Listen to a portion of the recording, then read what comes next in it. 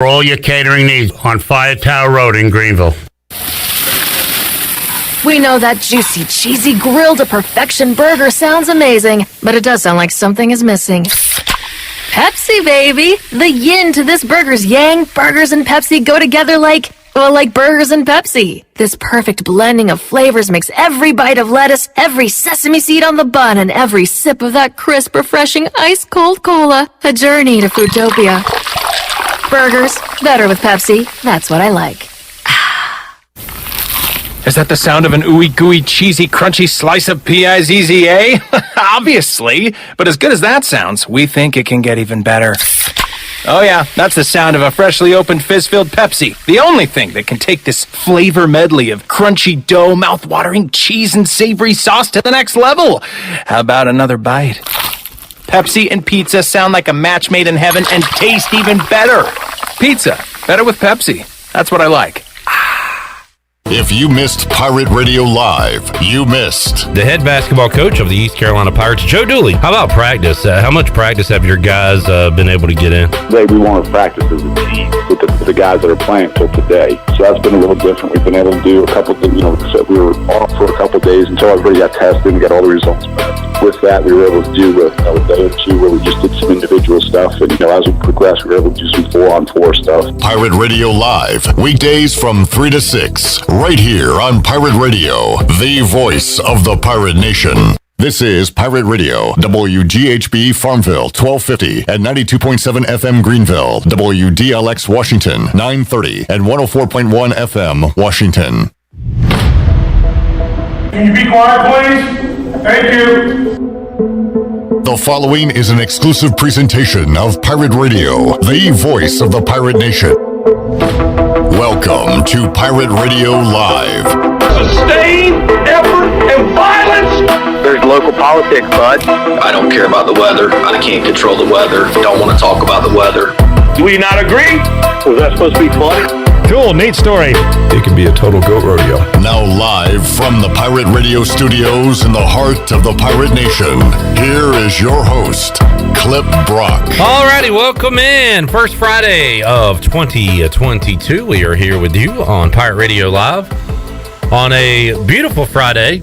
If you're indoors looking out the window, nice, sunny, it's shining, but it's a little chilly out.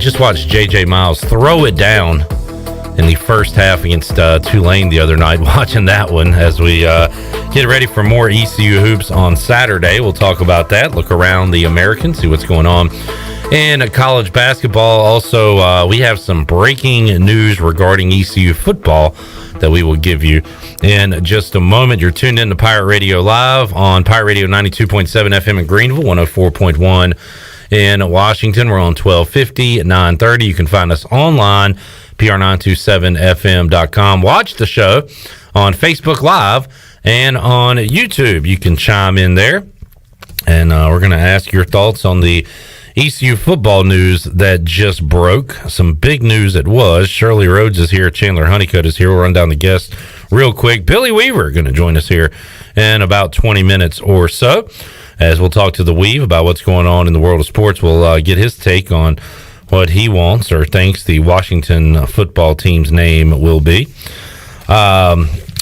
And talk about this East Carolina news. Tony Dunn, CarolinaCatChronicles.com, will join us to make our first ever Week 18 picks for the NFL. We'll talk Panthers, NFL, playoff picture, and more in the 4 o'clock hour.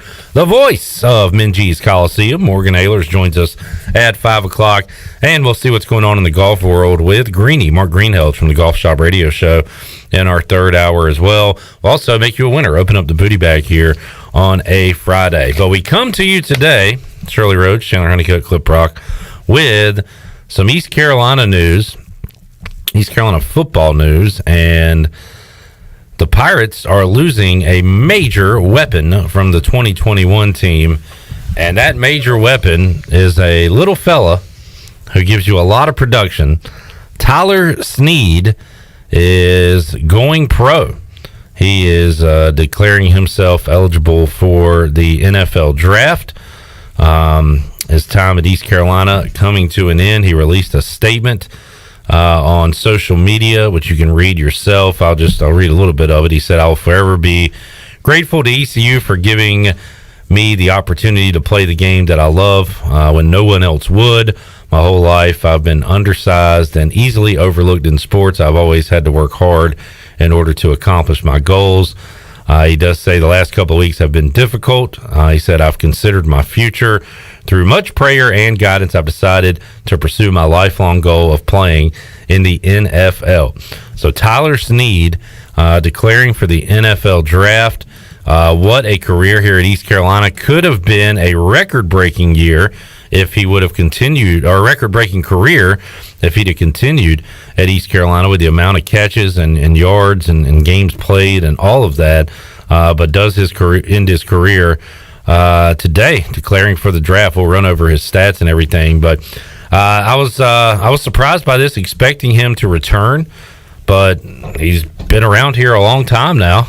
And, I didn't realize it was 4 years. Yeah, because he came on the scene and played. His first ever game was against Memphis. I remember I was at that game because I remember his name wasn't on the roster sheet that they give us. I don't even think he had a name on the back of his jersey. He was just like a kid out of the stands, like the Make-A-Wish kid almost. Yeah. His wish was to play football one day for ECU.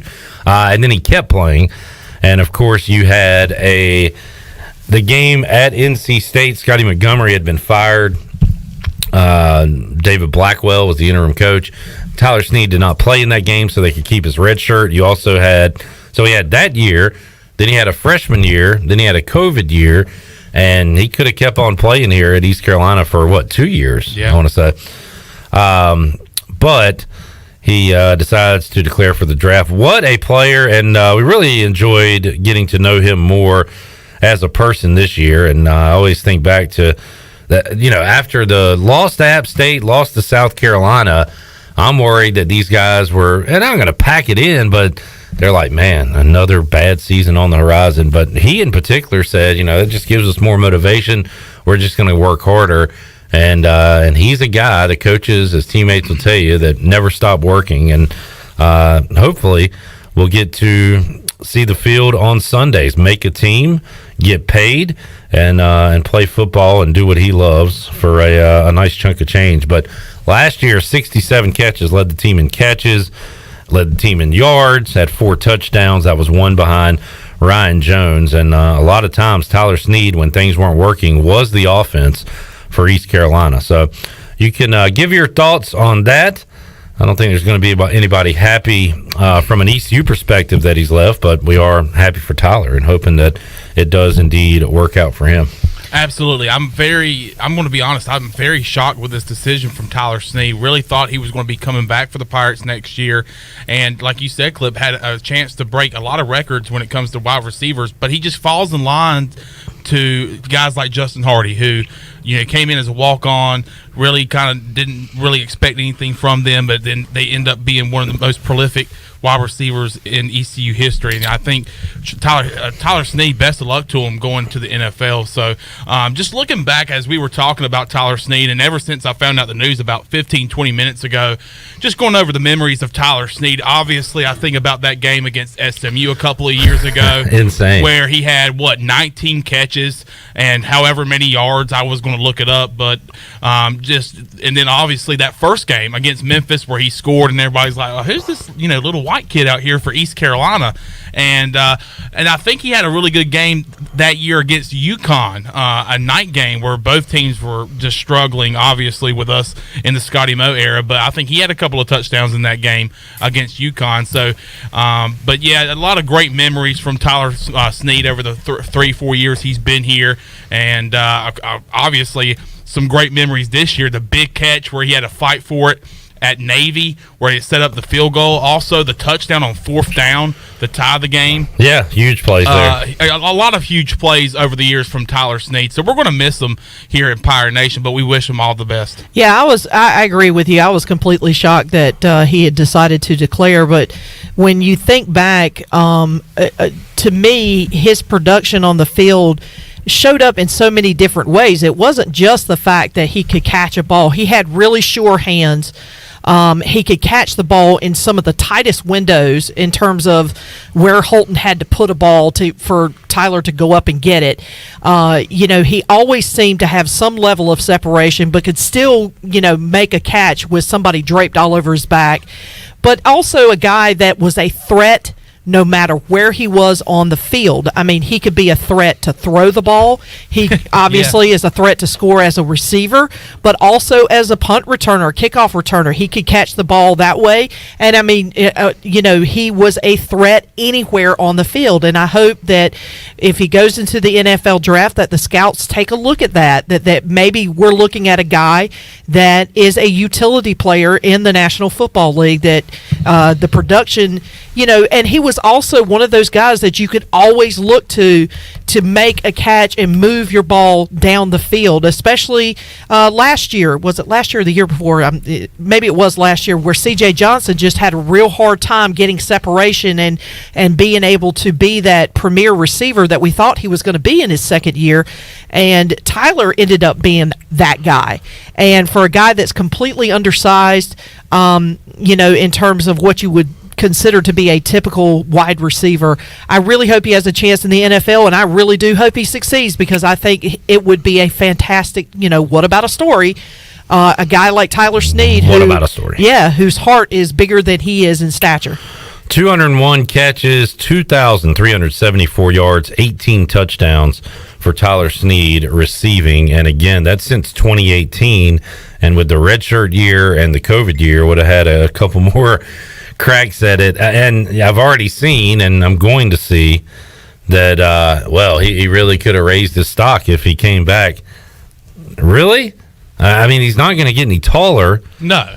What else can he do at this level to, raise eyebrows for NFL scouts? I mean, I think he raised a lot of eyebrows throwing the football. If you stay, you get a couple years older, you get hit more. I mean, I'm thinking about it from his perspective right now. And you have the potential for injury. I don't think his stock could get much higher here at East Carolina. I agree. From a pro perspective, that's what I'm talking about right now. I mean, look, I'm sad to see him go, because I was really waiting for us to come up with the T-shirt, Feed the Snead. I mean, I really wanted that. But, if this is where he feels like he needs to go and he wants to go chase a dream, you can't blame a kid for that, This is his dream. He wants to go play in the NFL. Go. And give it a shot. And obviously he was known also for many things, like Shirley mentioned, throwing the football here and there. And he was very explosive on the return game, whether it was punts, kickoffs, 260 yards total punt returns over his career. Kickoffs, 1,268 yards total on kickoff returns with 2 touchdowns, one against Temple just last year in that COVID game, and then against South Florida to open the game off as well. So like I said, he's a threat. Anytime he's got the ball in his hands, he is a threat to score. Absolutely. So he has brought a lot of excitement to East Carolina football over the years. Tyler says it sounds like y'all are giving a eulogy. No, well, we kind of are, because we're sad to see him go. My granddad passed away. I don't remember running over any stats at the funeral. Yeah, but we're sad to see him go. I mean, we certainly wish him the best, and we hope that he is wildly successful in the NFL and he achieves everything that he sets out to do. But at the same time, we're kind of a little selfish. We wanted him to stay here. Yeah, no doubt. Wanted him back with Ahlers for another year, but now the old phrase, next man up. We've been seeing the past few days and past couple of weeks, ever since the bowl game got canceled, guys entering the transfer portal. A lot of them have been walk-ons, guys that we really haven't heard of, that haven't seen the field that much. A couple have been long snappers. So I've been waiting to see who else enters the transfer portal. I haven't been expecting an announcement like this, especially from someone like Tyler Snead. But best of luck to Tyler going forward, and thanks for all the memories over the years. No doubt. Let's check in with Stephen Igo in about 5 minutes and talk to him. In fact, I'll tell you what, let's get our first break in. We'll talk to Igo briefly, and then we'll talk to Weaver. So that's the plan, Shirley Rhodes. We'll take a break, come back, have more for you on Pirate Radio Live here on a Friday. We're back with you after this.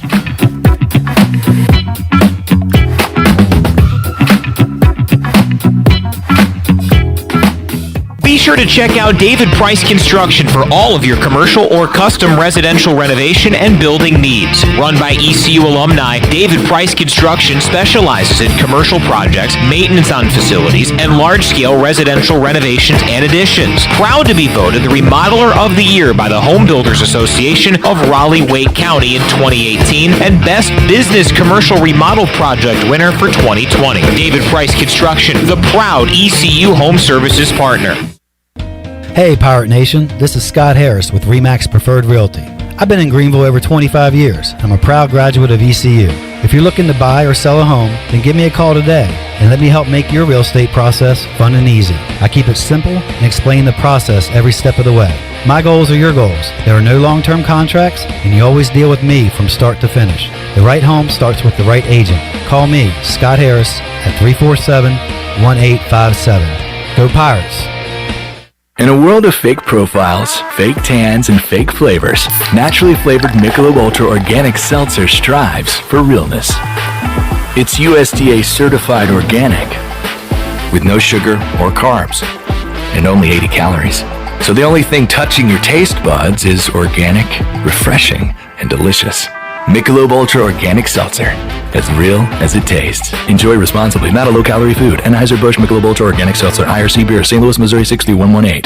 This year, US Cellular is making a big deal out of the holidays. You can choose any phone from any brand free. That's right, any phone you see in our store is free. And get unlimited data for our best price of the season. Just $30 a month per line with 4 lines. Feel the locally grown joy from US Cellular, America's locally grown wireless. Limited time offer. Terms apply. See uscellular.com for details. Now that life is returning to normal, we have found a lot of good things that came from the pandemic. One of them is not having to go to the wireless store anymore. The Cellular Warehouse team has been in the business of delivering phones to your home and office for 20 years. People found out about our free delivery service and love the ease of getting a new phone, tablet, or hotspot. Call Toby Williams today at 252-799-7051 so you can start experiencing the joy of never going to a wireless store again. Cellular Warehouse, your local U.S. Cellular authorized agent. Do you suffer from allergies, asthma, or any other sinus problems? Perhaps professional cleaning of your air ducts could help. Family owned and operated in Winterville for over 22 years, Carolina Quality Air was the first certified duct cleaning company in Eastern North Carolina. From residential to commercial, they can handle any size job, big or small, including our studios here at Pirate Radio. Carolina Quality Air uses a sanitizer that kills mold in your ductwork and over 100 viruses, including the coronavirus. Visit them online at CarolinaQualityAir.com. East Coast Grading and Utilities is your source for clearing, hauling dirt, and concrete work. East Coast Grading and Utilities handles all sewer and water issues as well. I'm David Vaughn. Whether putting in a new subdivision or helping you with any and all of your drainage problems, I can get the job done. Call me at 531-7494. No job is too big or too small. East Coast Grading and Utilities. Friends helping friends. 531-7494 for East Coast Grading and Utilities. Grow Rug 26 is coming to Greenville March 25th through the 27th. This is DJ Fussell from F3 ENC, inviting all men to sign up now for this leadership training event. The Grow Rug training events are designed to help men become high-impact men by reinforcing the F3 mission of invigoration of male community leadership. To register or to learn more, please visit f3enc.com. That's f3enc.com. Remember, you don't have to be great to get started, but you've got to get started if you want to be great. This is Coach Blake Harrell, defensive coordinator for East Carolina football, and you're listening to Pirate Radio, the voice of the Pirate Nation.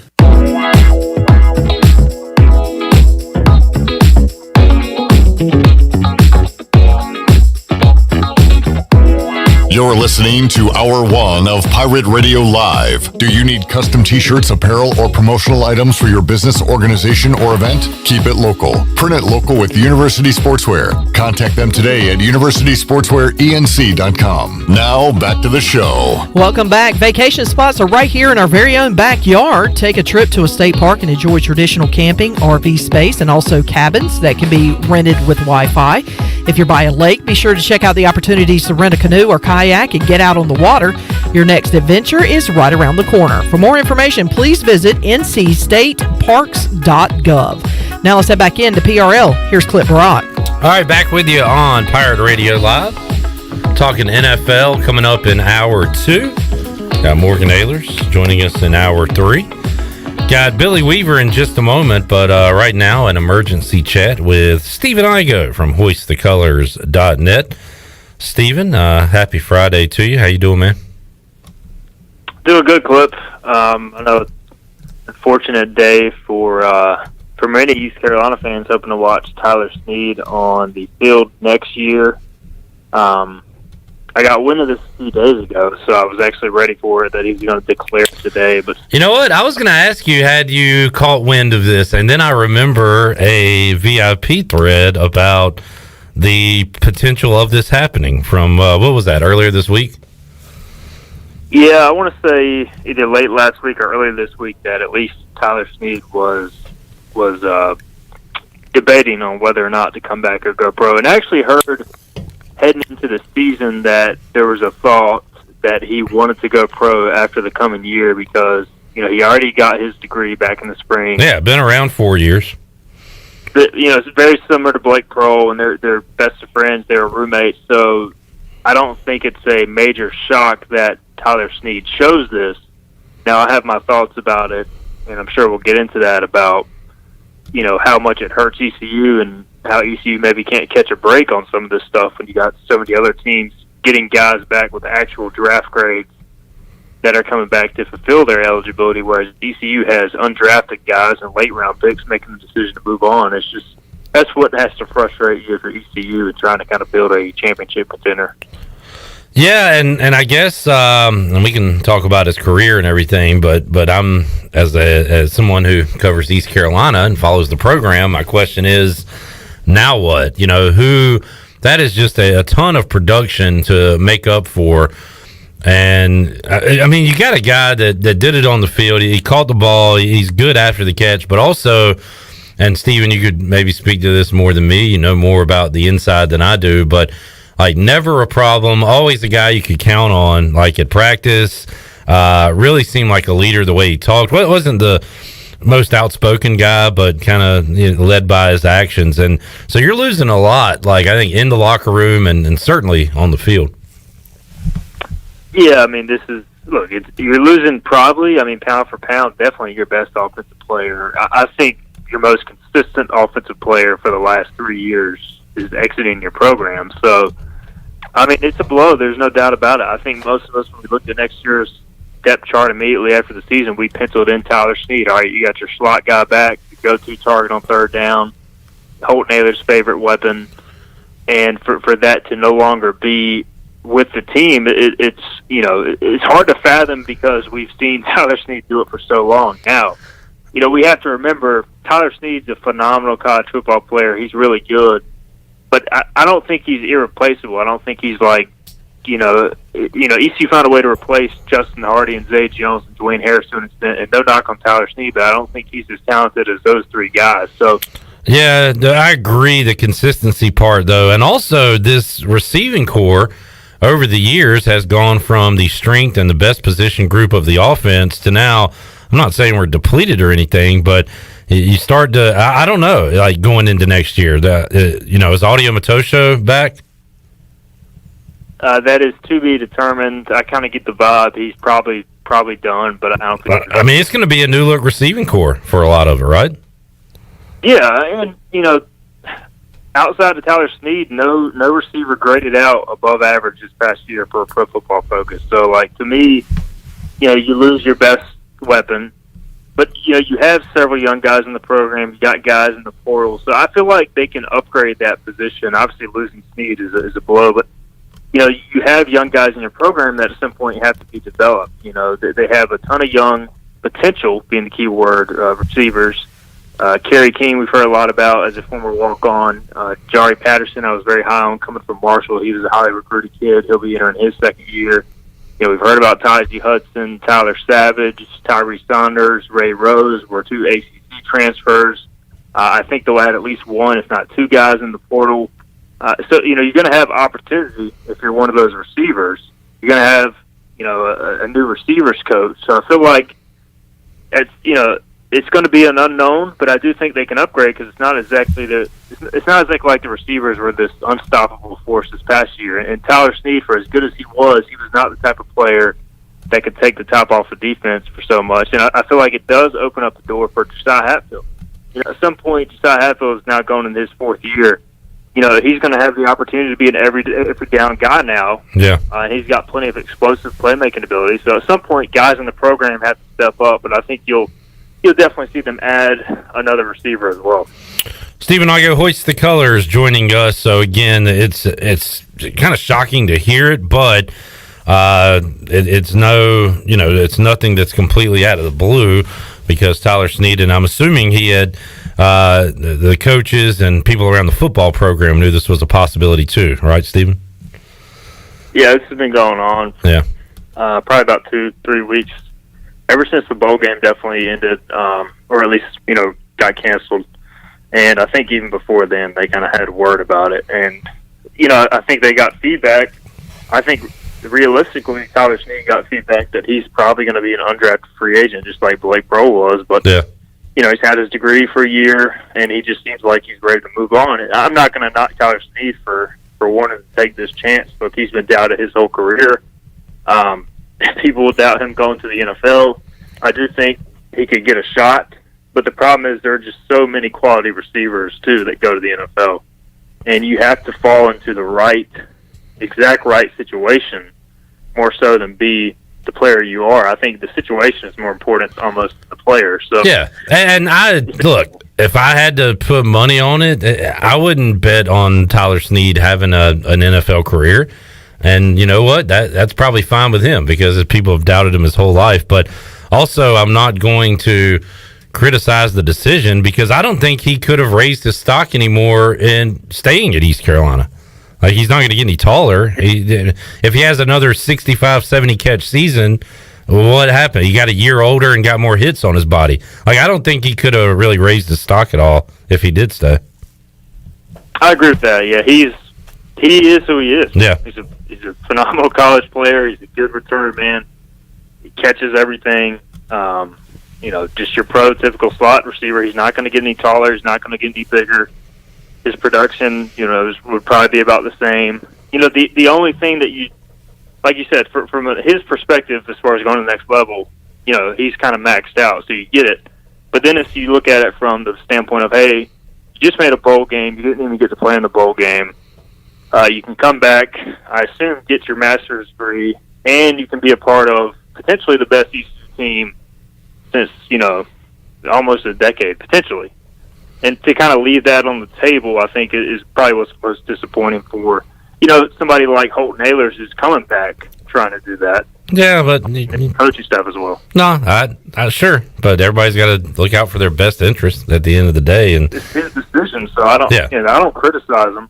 I'm just saying, if you're an ECU person, oh yeah, why you're disappointed. Yeah. Stephen Igo joining us. How about this is what everybody does. Our brains are trained when we think of white wide receivers. We're like, well, who should we compare Wes Welker to? I don't know, maybe Julian Edelman, and I'll compare him to Danny Amendola, and we just keep going down the list. Isn't there a kid coming in? Is it Brock Spalding? Igo, is he a receiver, kind of similar stature to Snead? Yeah, basically, he's a little bigger than Snead. Snead's listed at 5'7". He might be right at 5'7". He might be 5'5", honestly, standing next to him. But Spalding's a little bigger. He's about 5'10", but he's basically, when they were recruiting him, they kind of told him, "Hey, man, you're our next Tyler Snead." Now, I think ideally they wanted to have Spalding play behind Snead a year or two. But we talk about the receivers needing to develop and all that. But if you can come in and catch the ball, you can play early, especially in the slot. You only have to be so physically developed to do that. And he's getting in January. He'll go through spring practice. So I'm not going to say he's going to go out there as a freshman and fill Tyler Snead's role, but he is a possible candidate along with several others. I'm Googling shortest NFL players, Igo. Of course, Darren Sproles comes to mind. Trendon Holiday, 5'5". Was he a Bronco? How do I remember that name? Oh, yeah. He had some elite kick returns. Now, he also ran, I think, a 4.3. Okay. I think Tyler Snead's going to be running a 4.3. But yeah. Cole Beasley's, he's what, only 5'8", 5'9"? Yeah, some of these guys, Jaquiz Roger, a lot of them are running backs. Maurice Jones-Drew's legs are wider than Tyler Snead, but they had him listed at 5'7". But yeah, I mean, it can be done. And you mentioned Prohl too. He got hurt. He was starting to turn some heads there in the mini camps and things like that, joint practices, before he got hurt. And I don't think this is very common, Igo, but he stuck with the Vikings. Like, they kept him there in Minnesota. He's a part of their team, I guess, heading in the next year, right? At least he was the last time we talked to him this season. We had him on the show. Yeah, he got it's interesting because in the NFL, when you get put on IR, a lot of the times they'll keep you on the roster because it doesn't count against the roster limit. So, sure, what they did was do an injury settlement and then move them to IR. But, everything I gather from that situation is that the Vikings really like him. Right. And again, it was a good situation for him because Minnesota not very deep at receiver, and they had a few injuries. Unfortunately, just as he was starting to get into a position of potential to make the team, and he suffered the injury as well. And it'll be interesting to follow because, the toughest thing for undrafted free agents is you kind of almost have to make it that first year. Yeah. Because then you get next year's cycle. Minnesota's probably going to draft another receiver. They'll probably sign 2 more. They might sign a free agent. Like, it's very tough to beat the numbers, especially at receiver, because there are so many quality guys who can pass. So, but yeah, I mean, again, I hope both of them find success. And hell, Blake, if he doesn't work out for football, he's got his singing career. That's true. I go Pirates. We'll wrap it up. Pirate Hoops looking for a win tomorrow on the road against Temple. I do want to point out, Shirley, that Stephen Igo is not allowed on the Sug boat. So Sug. Don't even ask, Stephen. Look, I've always liked Brandon Suggs. Oh, here we go. I've never proclaimed to be a Brandon Suggs guy, though. Like, I mean, you're in love with him, so that's like a whole nother level. I like Brandon Suggs and his game. So I guess I would say, like, I'm kind of a Brandon Suggs guy. No, there's no kind of. You're not. You're not. Just, you're not. It's fine. Move on. Suggs is great at what he does, and that's... Look, I said it the other night in the stands, I go, if 3-point shooting percentage as a whole, and turnovers were not a stat, Brandon Suggs would be an All-American. Does everything else great. Well, pretty good. Yeah, I mean, he's exactly. He's pretty good at everything. Yeah. And when he's not turning the ball over, he's honestly one of the best players on the floor. There are times, though, where I don't know if he just tries to do too much or something, but he'll have some turnover-prone moments. But, a lot of basketball players have that. So, but one thing's for sure, he's probably among the top 3 most valuable players on the team, and without him, ECU doesn't win. All right, we got that cut. We'll play that forever. I just wanted to hear the Sug boat once again. That was why. Sug. Steven, have a great weekend, man. The first time I heard that, I was listening to it this morning. I thought it was just Chandler saying live, Sug, and then I finally realized it was a soundbite. Chandler, say it as it's played. Hit it real quick, Shirley. Sug. Oh, that's beautiful. It's music to my ears. Thank you for joining us, Steven. Yep. You do it. Yep. Shirley, see if you can get up a weave real quick. The news of the day, Tyler Snead declaring for the NFL draft. I got the need for more Snead. And you ain't getting no more. Nope, I sure isn't. Hoping to hear back from Tyler, trying to get him on the show sometime next week. I did get a text back. I thought it might have been Tyler Snead from a former Pirate, but it was Bentavious Cooper. I've been trying to set this up for a long time. We were going to have him on the Bud Light pregame tailgate last Monday. Yeah, that's right. But Coop going to join us on Tuesdays, Pirate Radio Live. In the words of Tony, Get him on the Coop! Well, I was going to say the last Pirate to rush for 1,000 yards, but we had one this previous year as Shirley has lost her mic. I think we got that on camera. Oh, we did. Shirley dropped the mic. Literally. Sorry. Do we got Weave? We got Weave. All right, let's head out to the Pirate Radio Live line. Talk to Billy Weaver, who joins us, my co-host on the U.S. Sailor Fifth Quarter Call-In Show. He's part of the Press Box gang. You know him. Hello, Billy. How you doing, man? Doing good, guys. How about you? Doing good. We've lined this up earlier in the day before we heard about the news of the day. So let's get your take on that. Tyler Snead, great career, coming off another great year at East Carolina, and it looks like it'll be his last as he is declared for the NFL draft. What's your take on that? Huge loss for ECU, obviously. But happy for him because, this is a guy that kind of proved everybody wrong.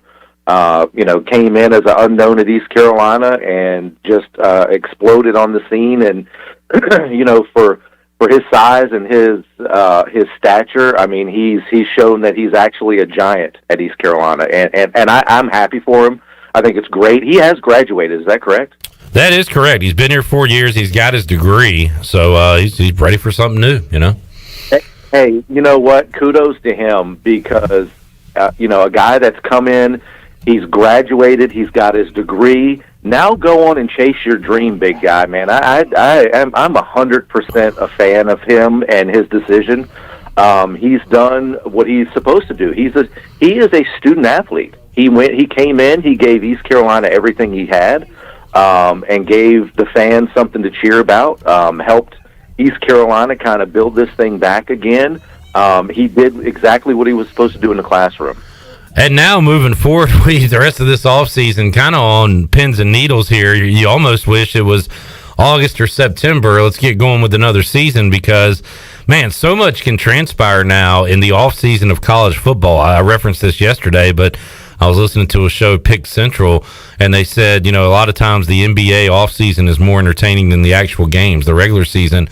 Well, college football, for better or for worse, maybe for worse, has turned into that with the coaches leaving, the transfer portal, guys declaring, leaving early, all of that. You're kind of worried. You look at your roster one day, and we turn around and look at the same roster next week, it might look totally different. Yeah, and then every week until the first game of the season, it could look different. Because we're still not out of the woods with this whole COVID thing. I mean, we're still going into different variants and, you throw that into the equation and the transfer portal has been crazy. For every sport in college football, I mean, in college athletics, I should say, it's been crazy. It's something we've never seen in college athletics, but it's something we got to get used to now. And you kind of have to, roll out the guys that you have on any given Saturday or Sunday or Friday or Wednesday or Thursday or whatever you're going to be playing your particular sport. It's been a crazy deal, but yeah, I mean, it's something that is now a part of the landscape of college athletics. Billy Weaver joining us. We've got one game in since we last talked to you. No football game. 2 basketball games got postponed. A women's game got postponed. We finally saw the Pirates and ECU Athletics in action on Wednesday night. A thrilling win over Tulane, and it was the Tristan Newton show. Finished with 32-28 in second half and overtime. I'm rewatching it right now, Billy, and what a performance. East Carolina, and I said to my dad during the game, I don't know how many conference games they're going to win, but when you've got a tie game late, Tulane at home, like you got to find a way to pull it out. And credit to Dooley, credit to Tristan Newton. They figured out how to get that win on Wednesday night, and that was big moving forward. Yeah, it took a 32-point performance by Tristan Newton and some big three-pointers at the end of that game, man. I mean, he just had ice in his veins. And, this is a team that was up 14 points on Tulane and looked like they may cruise to an easy victory at home, but Tulane came back. East Carolina went on a little bit of a cold streak there where they couldn't hit anything for the longest time, it seemed like. But those guys never got rattled. I mean, this is one of the more poised ECU men's basketball teams I've seen in quite some time. And, they can get hot at times, as they showed. They've got guys that can make plays. You say the word poised, Billy. Tristan Newton is one of the most poised players we've ever seen at East Carolina. Oh, yeah. He almost looks like he doesn't care. I know he does, but he is so relaxed on the court. And I've said this before, the 32 and what he did the other night. He just seems like he's got the mindset that nothing is too big for him. No moment is too big for him on the court. And maybe that is contagious for the rest of the guys on the team. Man, that is exactly what you want on a team. You want guys who are like that are very poised, and like you said, the moment is never too big. And the other thing you want in an athlete that you can't teach is a short memory. Because he was having a bad game. He had a bad first half offensively. Oh, I know. And you know what? Vance Jackson was another guy. Yeah. He went through a spurt late, and he had a big shot down the stretch, too. And those are the kind of athletes that you want in any sport. It doesn't matter. You want guys that go out there, they don't get too high, they don't get too low, they're very even-keeled, and like you said, no moment is too big for them, and they never, to me, watching that, I was watching it at home, I wasn't in the stands at Minges. Unfortunately, there wasn't a whole lot of people in the stands at Minges either. That's a whole other story. I wish there would have been, and I'm not getting on ECU fans at all, don't get me wrong, I just wish there would have been a little bit better of an atmosphere there. Because this team is playing very well, and it's something we haven't seen in a while at ECU. But the guys just never. To me, it didn't. And I wasn't, like I said, I wasn't in the arena, but from it just didn't seem like they were going to lose that game, even when they were behind late. And Tristan Newton hit that big three. You thought, okay, this is what's supposed to happen. These guys are going to win this game, and they did. Now, for the first time this season, which is crazy to say, kind of a weird scheduling quirk, they go on the road for the first time. Their first true road game coming up Saturday against Temple. Temple has been struggling, but they're coming off their best win of the year on the road at a good UCF team. So you all of a sudden got a big matchup coming up on Saturday. And, Billy, we know what ECU basketball has been on the road. Not last year, not in the last 5 years. The history of East Carolina basketball has been brutal on the road. So this Pirate team trying to do something that a lot of teams hadn't been able to do, and that's go win a big game on the road. Yeah, and you got to remember, Clip, this is a tough league, Clip. This is a tough league. Hey, are they good kids? They're good kids. Cy's the best. I love the Cy there, Billy. Good stuff. And I love seeing Cy on the TV broadcast too, on the ESPN Plus broadcast. Yeah. He's been awesome. I love Cy, but it's been tough for this team to win on the road in any league. It's always been tough for East Carolina to go on the road and win. But I think this team could do it. Temple's not one of the, you don't think of Temple in the same respects as you think of Cincinnati, Memphis. But then again, Tulane beat those teams this year. I think, to give credit to Cy, this is a tough league. Well, you got one team at the top in Houston, and then Cincinnati blew out SMU last night. I watched some of that. So I think night in, night out, you got to protect serve. You got to win at home, which is something UCF didn't do against Temple. But it's kind of right now Houston and everybody else. I do think fully stocked Memphis could be a tournament team, but right now they are talent and not a lot of coaching, not a lot of cohesiveness. So you don't know what they got. So there's a lot of winnable games on the schedule, but also some talent in this league. How about Washington Admirals, Washington Commanders? I don't know. It looks like we're down to those. What do you got there?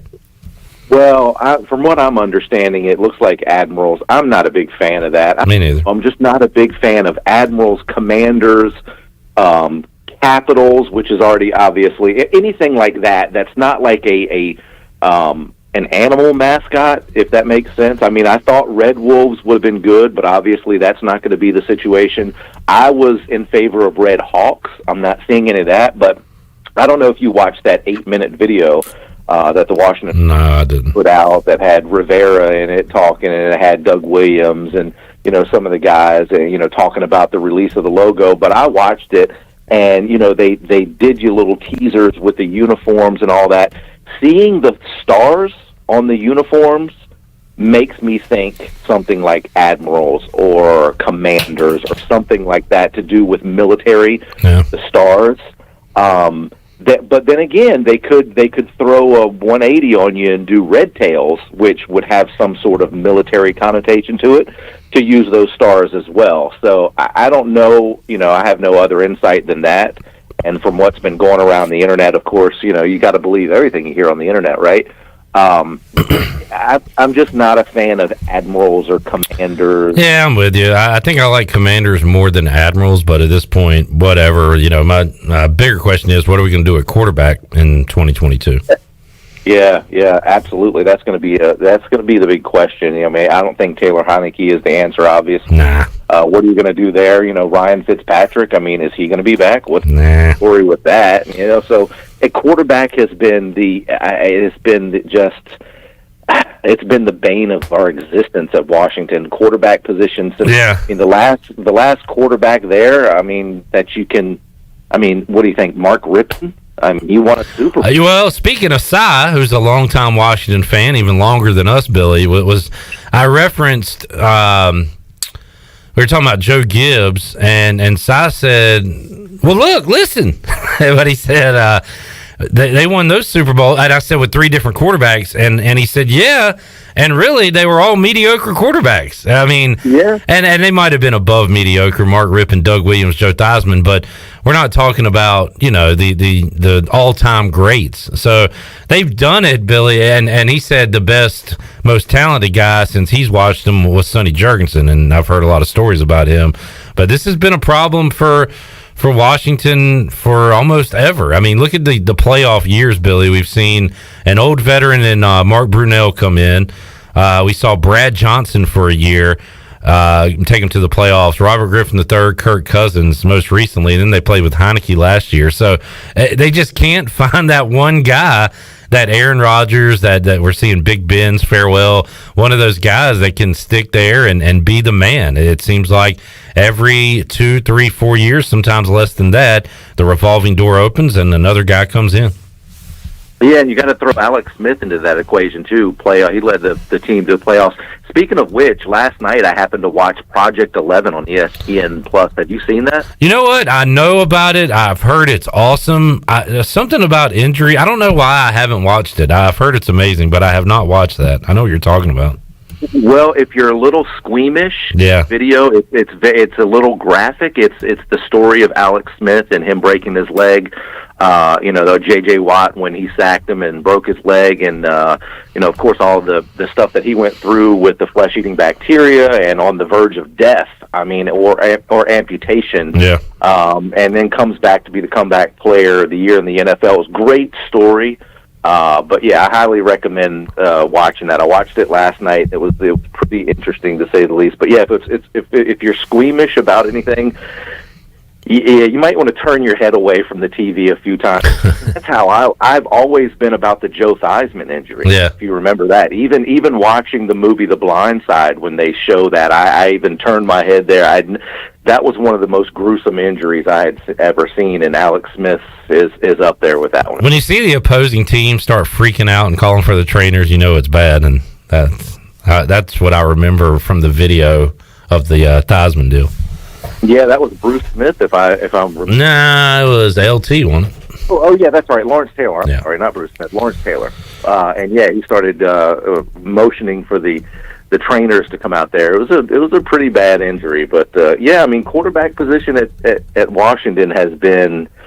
Wow, how many? You could go down the list of the last 30 years. What's there been? Probably 40 starting quarterbacks in Washington. It's been crazy. And in these COVID times, it is now we're seeing more and more bad quarterback play in the NFL. Washington's certainly not alone, but man, there's some brutal games out there this year with these depleted teams. Hopefully, everybody will be ready to go for the playoffs coming up next weekend.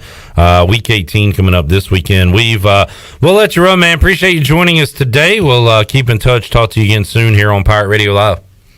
All right, man. We'll definitely have to get together after Groundhog Day. 2/2/22 is when the name is supposed to be. Yeah, I reckon I'll get some gear, maybe a hat or something. I don't know.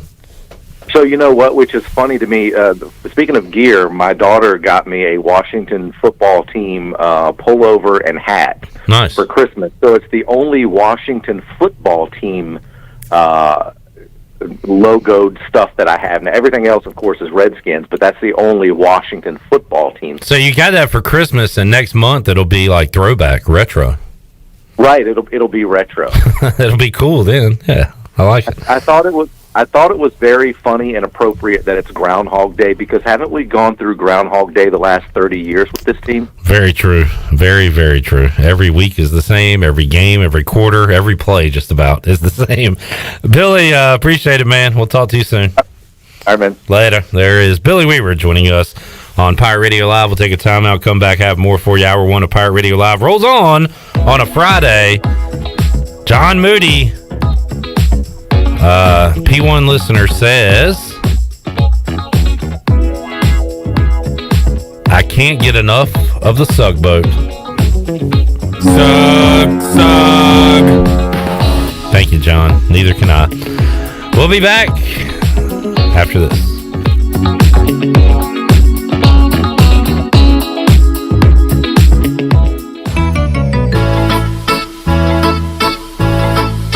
The best place for delicious food and great prices is Familia. Familia has something for everyone, like New York-style pizza, lasagna, chicken, veal, or eggplant parmesan, homemade meatballs, plus a variety of seafood selections and favorites, like the steak burger and southern pork chop. If you need food to go, Familia's drive-thru window is open and ready for all takeout orders.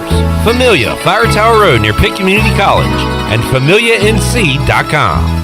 Hey Pirate Nation, Lindsey Gray here with Carolina Caliber. In 1960, my granddaddy started his firearm business right here in Eastern NC. Still family owned and operated, we have the area's largest selection for outdoor shooting sports and accessories and are one of the nation's top firearm dealers. At Carolina Caliber, we have everything you need from hunting, home defense, and personal protection, including a wide variety for ladies and youth. We buy, sell, and trade. It's a time-honored tradition. Visit us at Carolina Caliber on Fire Tower Road in Winterville.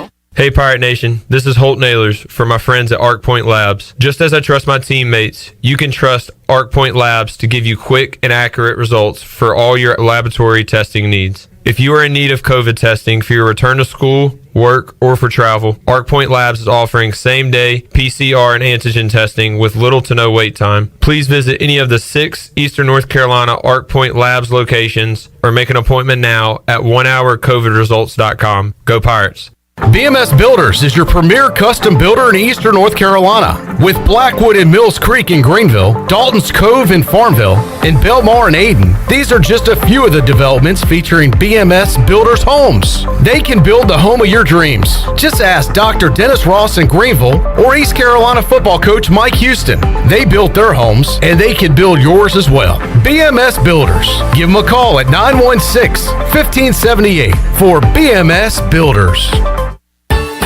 The icy treat that can't be beat is Sparky Snowballs. From big kids to little kids, Sparky Snowballs has been making smiles happen for over 20 years. If you're not in the mood to chill out with a snowball, Sparky's funnel cakes and fried Oreos are a perfect Sparky-licious treat every time. Are you having an event, party, or fundraiser? Call Sparky's to come on site. Remember to follow Sparky's on Facebook or visit SparkySnowballs.com to see where they'll be next.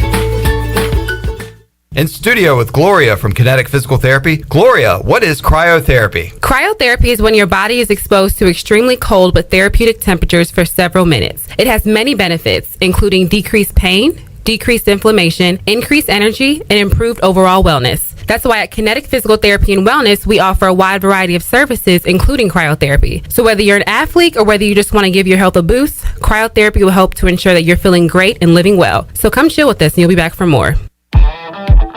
Pirate fans, get ready for a winning season and team up with Quality Equipment, your local John Deere dealer and proud sponsor of the ECU Pirates. When you do business with us, you'll get things done right. We're proud to offer a large selection of new and used John Deere equipment, a fully stocked parts department, and a highly trained staff who is here to support you throughout the life of your equipment. So get quality done right before every ECU game day and visit QualityEquip.com. I can't think of anyone who doesn't love a clean car, but how often do you actually go to the car wash? Does it take too long, or maybe it's just not a very nice place? Tommy's Express changes everything. Our wash is bright, inviting, clean, and fast. I love the flat conveyor belt. So easy to pull onto, much smoother ride, and safer for my car. And when you join Tommy Club, you can wash as often as you like for one low monthly price. I save money and time. We're Tommy's Express. At the corner of Greenville Boulevard and Red Banks Road, Greenville. Pirate Radio. And you write that down, because when you're at East Carolina, you go for it every time. Or you don't coach at East Carolina, you don't come to East Carolina, you don't play at East Carolina with a weak heart.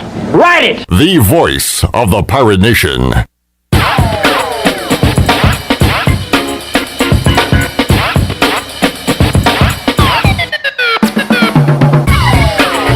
You're listening to Hour 1 of Pirate Radio Live. Do you need custom t-shirts, apparel, or promotional items for your business, organization, or event? Keep it local. Print it local with University Sportswear. Contact them today at universitysportswearenc.com. Now, back to the show.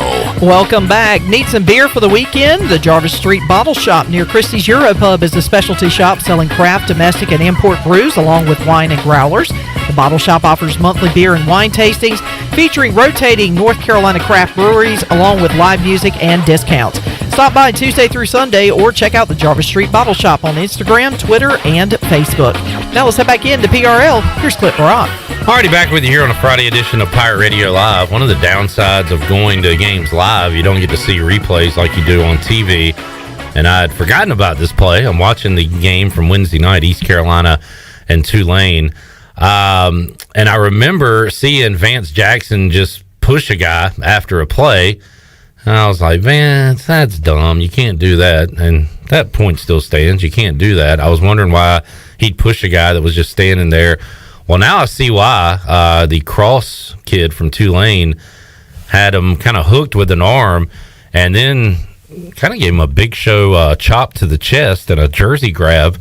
And then Vance, a second or two later, gives him the two-arm shove. So I get why Vance was frustrated on that play.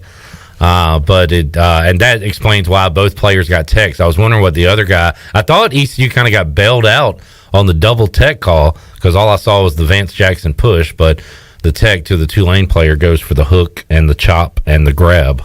So. Yeah, I just happened to look, and I looked up, and there's Vance Jackson extending his arms, pushing the Tulane player. I'm like, oh, no.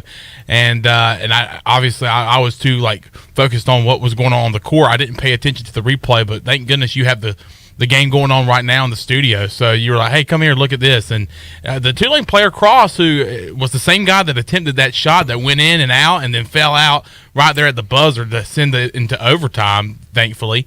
But he did. He swiped at him pretty good, but like you said, you still cannot retaliate like Vance Jackson did. And look, the refs looked at it, gave him the double technicals, and there weren't any more issues. So game on. It's like how we've taught. You know, we've gotten into some beef, some arguments on the show, or maybe on a watch along, and yeah, you say, I'm sorry. No, that's all right, man, and it's done. So they must have seen how we set an example. We're trying to set an example for not only the future, but really the now. There's a lot of people out there that, these damn kids, and you know what? Sometimes you got to look at the adults out there. You got to look at yourselves in the mirror. Exactly. And say, how did these kids get this way? That's tough, people. Listen, look. Listen. That's and tough. Look. Steve Hill says... He's a Washington fan. He said, HTTB, hell to the burglaries. Wouldn't that be HTTBBBBB? A burglary. If we named a team based off of our sound cut, Shirley, what we could be the Washington Igloos. That'd be a cool name. Steven Igloo. One time my fantasy team was the Washington Snowmen. That's a cool mascot, right? Maybe not in the dead heat of September games. The Washington Violence! Hey, what a name. The Washington Whoops. Oh, yeah. That one. There's local pop. Whoops, not that one. Whoops. Whoops. The Washington Whoops. I mean, Washington local politics is too on the nose, actually. So I wouldn't use that one. Yeah. You are in D.C. The Washington Fair weather idiots. There's not a lot of fair weather to be excited about with that team. True. Anything else? I like Washington Violence. Violence! That's a good nickname. The Washington Violence. Yeah, that'd be pretty cool. The Washington Swinging Dingers. The Washington. That'd be a good baseball team. Which one? Heineke. No. Hey, thank you, Taylor, for some The fun. Washington family. The Washington family. I kind of like that one. The Washington Craps. Oh, yeah. Crap. The Washington Crap. The Washington Turkey Tears. Them turkey tears. Yeah, we'll come up. So I wonder if this is how they came up with the finalists. Wait, let's see if I can find another one here. The Washington. How would you spell that? Washington. Dun. Like Washington asterisk dramatic noises. Yeah. No, I think it should be DDD on 3 D's on the side for dun dun dun. Yes. L2DDD. Dun. Okay. Mike P says, I love watching Snead play. Sucks he's not coming back. Hope he gets to achieve his dreams. I say that to say more like Byler Snead. Oh. Mike P is a big more like guy. Like myself. I'm going to be honest with you. If anybody else would have said that, I would have been like, shut up. But Mike P got the pass. saying it, yeah. Mike P's got the P stands for pass. Yeah. More like Tyler Lead. The lead. Let's see. Hold on. Byler Snead. Oh, that's good. I'm thinking. Chad thinking. Chad has one. Oh yeah, the Chad, Washington dumbass. Oh, sorry. Shirley. Sorry. Chad. Stop. Chad says Washington glory hole. Oh yes. I want me some glory hole. Don't Jerry. The Washington. John Moody says Washington Sugboats. Oh yeah. Sug. Can you imagine? Which the 49ers do play that sound effect. The Washington. Whoops. We already did that. I know. I just find it funny. The Washington. You can't get enough. Simon time. How about Washington gets a first down and they play the Sug horn? Sug. After a touchdown. Can you imagine the entire FedEx, just a rocking crowd chanting Sug? Sug. Sug. Sug. Sug. Ball at the 37-yard line. Sug.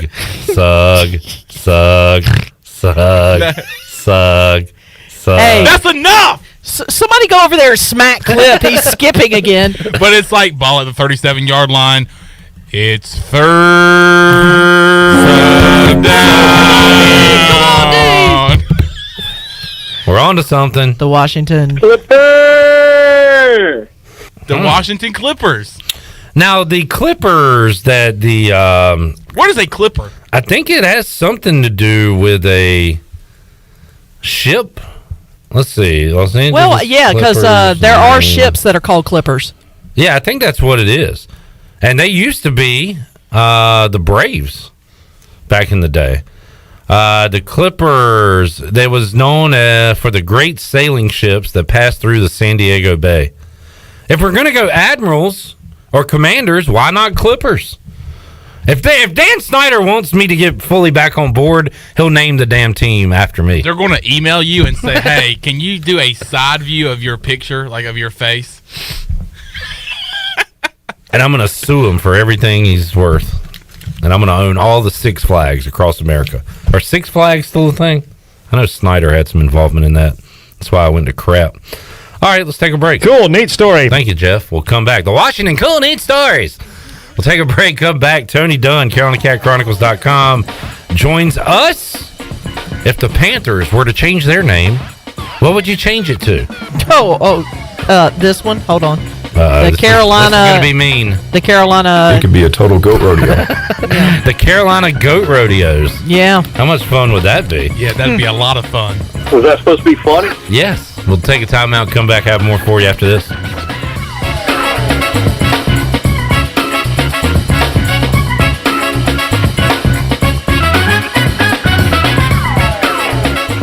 Hey, Pirate fans, Derek Pizzeni from Carolina Wealth Management. Are you a fiduciary? That's a question every investor should ask their advisor. A fiduciary is an individual who acts in the best interest of a particular person or beneficiary. Is your advisor a fiduciary? You should know it's your money. At Carolina Wealth Management, we do things differently from other investment firms. To learn more about the benefits of working with a fiduciary advisor, visit mycarolinawealth.com. That's mycarolinawealth.com.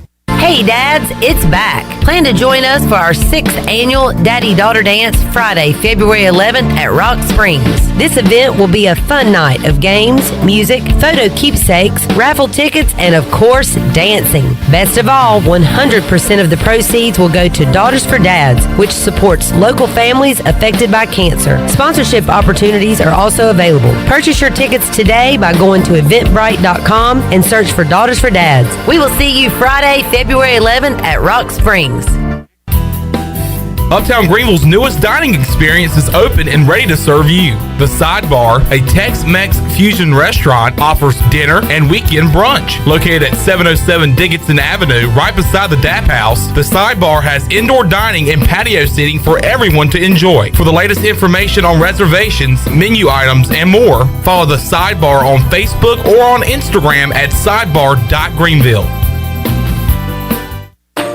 Did you know time spent outdoors can help improve your children's health and bring balance to their life? The Outdoor Heritage Advisory Council invites you to join the Patch program. This program is for any child under the age of 16 and includes activities like fishing, hunting, and hiking. These are just one of the many ways you can earn the exclusive patches from the Outdoor Heritage Council. For more information on how to sign up and get your adventure started, visit outdoorheritage.nc.gov.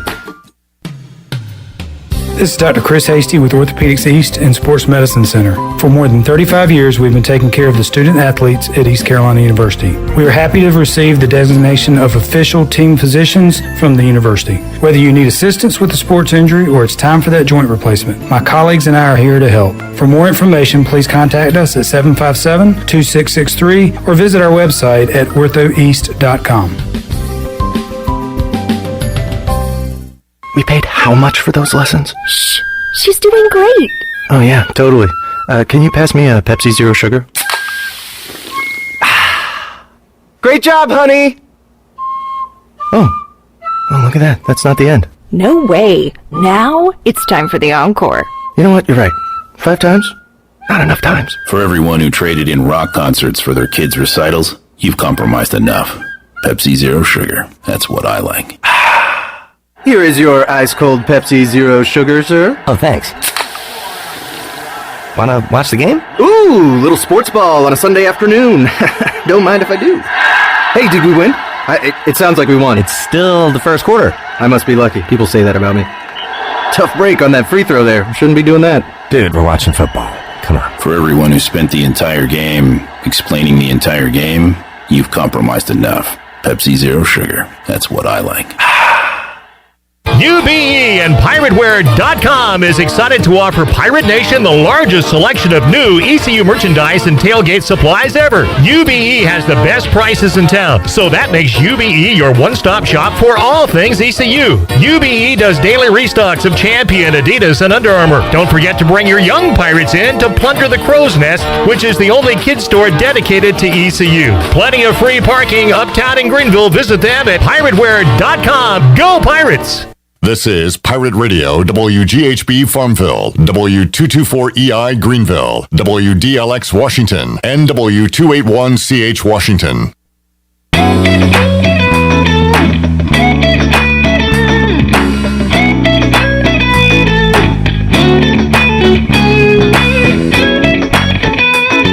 You're listening to Hour 2 of Pirate Radio Live. Now, back to the show. Welcome back. When your air conditioning or heating needs repair or replacing, call on the reliable service professionals of Delcor Heating, Cooling, and Plumbing. Go to DelcorInc.com or give them a call at 321-8868. Delcor, the service professionals in Greenville. Now let's head back in to Pirate Radio Live. Here is your host, Clip Rock. Let's see if how good Shirley is. This is never good. Steve Hill says, the Washington, would you be quiet, please? Thank you. Quiet, please. Thank you. Rich says Washington Rooster Necks. That one, we don't have that on its own. That's a long. Troy, I want you to listen to this because I've been wanting to tell you. You're a true pirate. You take a lot of grief on the press box from that rooster neck Billy Weaver. The Washington Rooster Necks. Billy Weaver co-signs on that. He wants that one. Let's see. John Moody says the Washington parentheses Bailey laugh in parentheses. Oh yeah, the Washington.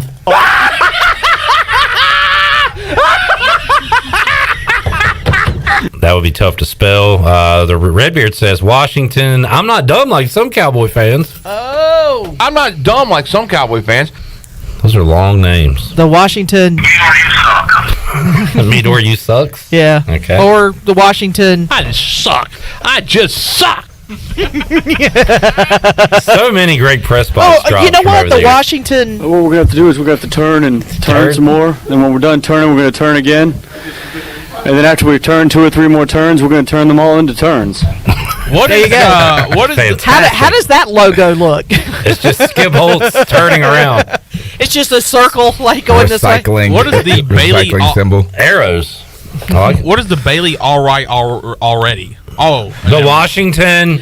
Oh, wait a minute, I got to find it. Where did you see bottom it? corner? Bottom corner. All right already. That's when he gets tired of us picking on the Cowboys, probably. Oh, or the Washington. How'd that feel, bitch? Or the Washington. How ghetto is that? Oh, so many options. The Washington. Shamanot. The Washington Quate Smyers. This really sucks. Yesterday, Troy we were looking for red something, and he said red swords. Well, the Shamanad, do you know what their nickname is? Actually, I don't. I believe they're the Silver Swords. Interesting. Maybe he was onto something there. Cool, neat story. Thank you, John. Or the Washington. All right, move on. Roosters. Moving along. Tony Dunn's here. Hey, Tony. Hey, man. How's it going? Doing all right.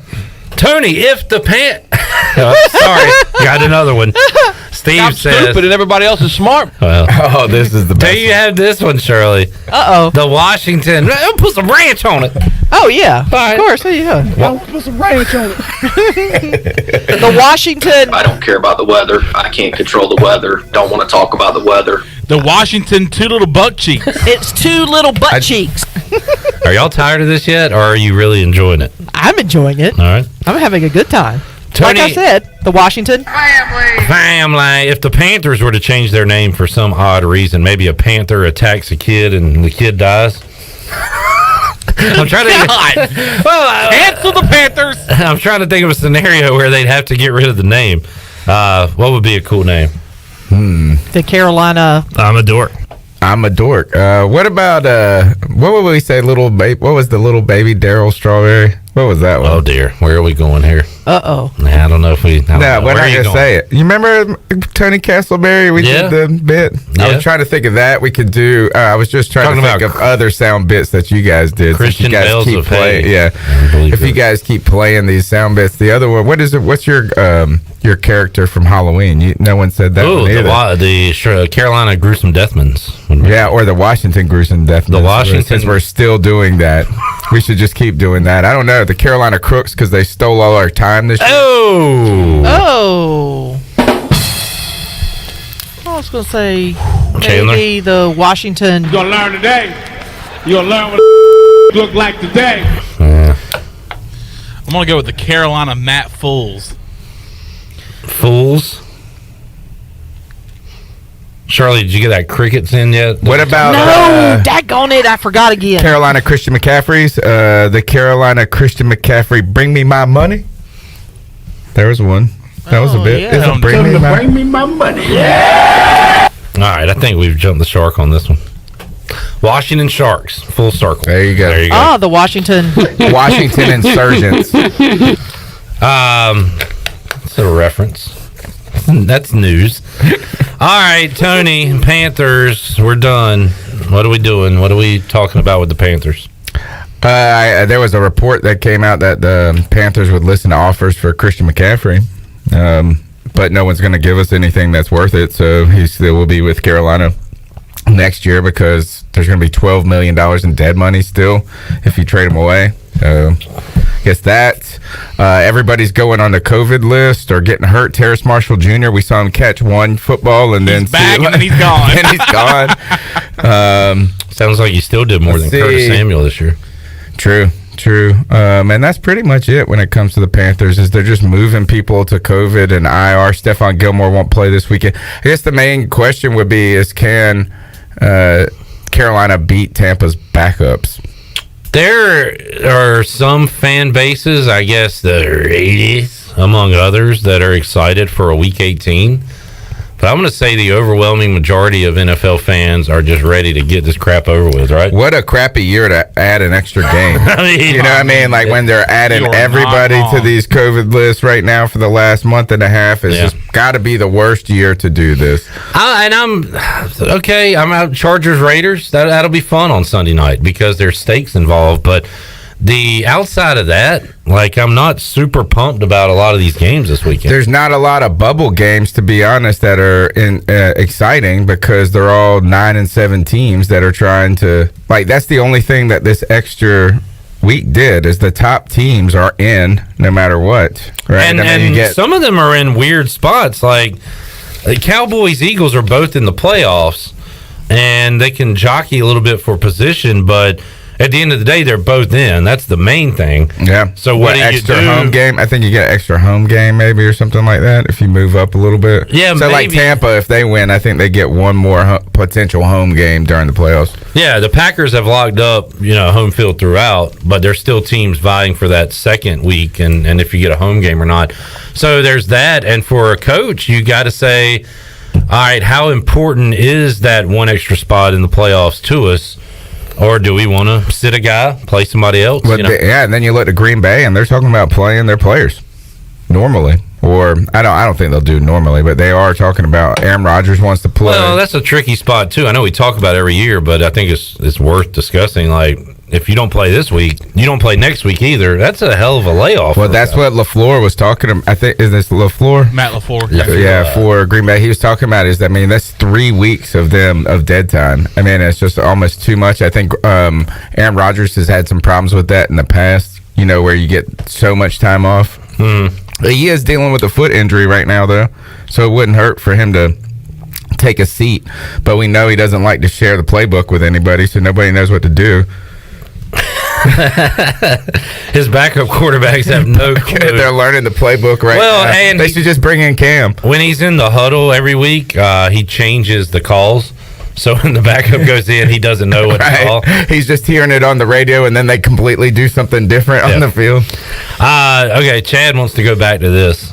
Do you really think the Panthers are ready to move on from Christian McCaffrey? I don't think they can. I mean, I don't think that right now is that a player who's kind of struggled with injury for 2 years. I mean, what would you be willing to offer? Right. And who's the team that is one piece away, maybe? I'm trying to think of, like, I guess the Rams would always trade, like, 20,000 first-round picks. They'd be the only person that over-trades for Christian McCaffrey. Right, the Rams, they always trade. They don't have a first-round pick for like a million years. Well, would you want to do that for like 2031's first-round pick? Oh, that's actually, like, how far ahead can you go? I think there is a rule that you can only go 5 years or 3 years ahead or something like that. Because that would be something you could do, is you could say, hey, we want to trade you our second-round pick for the next 8 years. Right? Would you take that chance? For like Deshaun Watson or something? Like what you could do things like that and then make it up somewhere else down the road. Yeah. But the NFL has set rules against that. I'm trying to think of teams that would be. It's probably best to look for teams that would be interested in Christian McCaffrey first before we really start talking about if we're going to trade away. Because, I mean, I guess is a team if the team offers you a third-round pick and you still have to eat $12 million, and then you have to go replace Christian McCaffrey, even if you're only getting 8 games of production out of him next year, I don't know if that really benefits if you moving the needle forward positively for the trade. team. It sounds like. Yeah. So I think you would have to find a team that really feels like, man, we can put this one piece around. Maybe Arizona. Is a team that might look like something like that. I doubt. I mean, I don't think the 49ers usually just do that with anybody off the street, so they wouldn't need somebody like that. But I had a trivia question recently about the Niners. They have had a different leading rusher the last 4 seasons, and they've all been productive rushers. Yeah, they just find a guy, and it kind of like what the Broncos did in the 2000s, where they had like Reuben Drones, Mike Anderson, Peyton Hillis. They had a run on guys that really didn't do anything elsewhere. That they had great success there. I'm trying to think of other good fits. Maybe Tampa Bay, but you're not going to put a trade in your own division. And New England would be a good destination for except for they won't give you anything. This makes sense for multiple reasons. Panthers love to retire north to Buffalo, and they could use a running back. That is one. That's a very good team to think about because they have not had a running attack, and they do believe. I mean, they got a lot with Josh Allen and Diggs, and they don't seem to be slowing down anytime soon.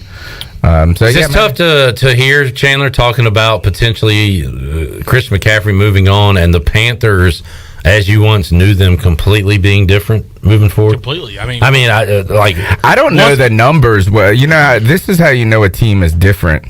Like you've had a lot of turnover. Is that when I look on the field, it takes me a moment to identify numbers with a player. Like I know the names of players, but I often I'm like, what's I'm thinking like C.J. Henderson's number. Don't know. 50. And then they switch to the low numbers too. Yeah, I mean, once McCaffrey, if or when he leaves, I mean, Shaq Thompson's going to be looking around the room like Will Smith in that episode of Fresh Prince. Like, where did everybody go? Like, there's just an empty room. And like Shaq Thompson's literally the only Panther on this team from that Super Bowl year, besides long snapper J.J. Jansen, the GOAT. Still, people don't even know who he is on the team, and he's been there for 09. He's just been hiding in the background the whole time. Yeah. Another change coming this weekend. Chandler brought this to my attention. Mick Mixon will call his last game as the voice of the Panthers. And look, folks, appreciate Jeff Charles while he's here. It's you just don't see it a lot anymore. There's so much change now. Like the Washington radio people, I don't even know who they are. I couldn't tell you the guy's name. I think there's a woman up there. Is it Julie Donaldson maybe? But like I grew up listening to Sonny Jurgensen, Sam Huff, Frank Herzog, and loved it. I grew up listening to Jeff Charles, Woody Durham, Bob Harris, Gary Hahn, still at NC State.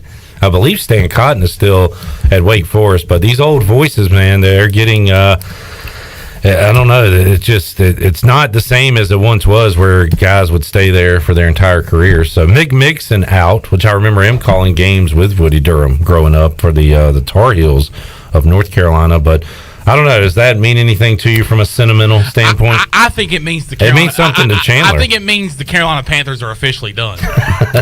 Well, yeah. I mean, even that's changed. I mean, right? even the voice of the Panthers. Yeah, I mean, every single thing has changed about it. Even like I guess the media department's had a ton of turnover. The social media like was known for being like fantastic. They're still good. They're still good. They are, but like but how can you make content with this team?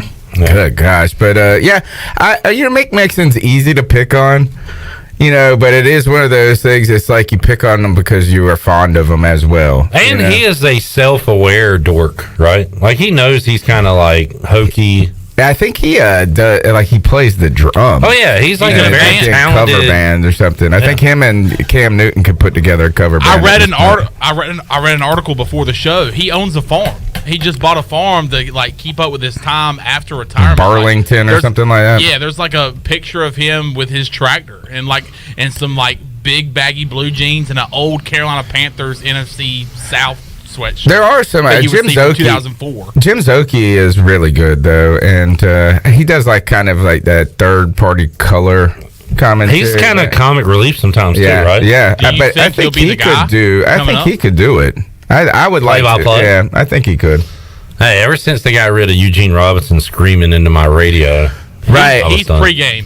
on now, the he's still with the team though. Actually, so that's strange that he stuck around. So hey, the Panthers right now are change is the only thing that is constant right now. It sounds like with the Panthers. Oh, one other constant is at Hornets games, chance of fire Matt Rule breaking out, and the T-shirt. This actually makes me. I don't feel good about it.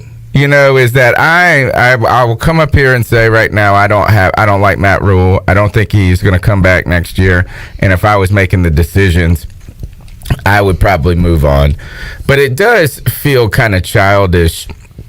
It feels like something I did when I was 18 walking into an ECU stadium. That is just... I remember a chant you had going. Tasteless. Is that... And because they are people's... And I'm not going to feel too bad for someone who's going to make $64 million over this period. So, once I feel sorry for him, I just think about my bank account, and then I go, I may feel sorry for the right person here. But I do think it's kind of hokey to... It's funny one time, but then when now people are filming it and trying to make themselves a story out of it. It's kind of lame. I think it's more that the fan base doesn't trust David Tepper to pull the trigger.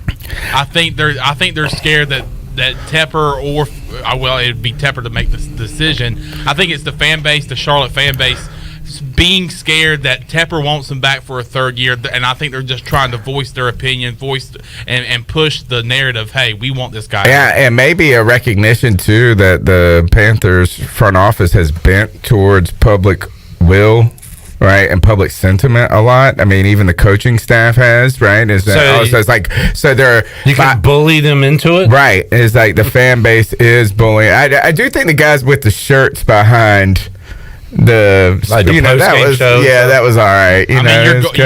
You're making T-shirts. That's a silent protest. Yeah, exactly. I think it's just when you just redo it and you're not the guy that came up with it that it's kind of lame. I said it to Chandler the other night because we were watching, following the Hornets game, and you had shown me where there was a chant, and they all right, joining us tonight, Denny Hamlin, courtside, and Matt Rule, coach of the Panthers.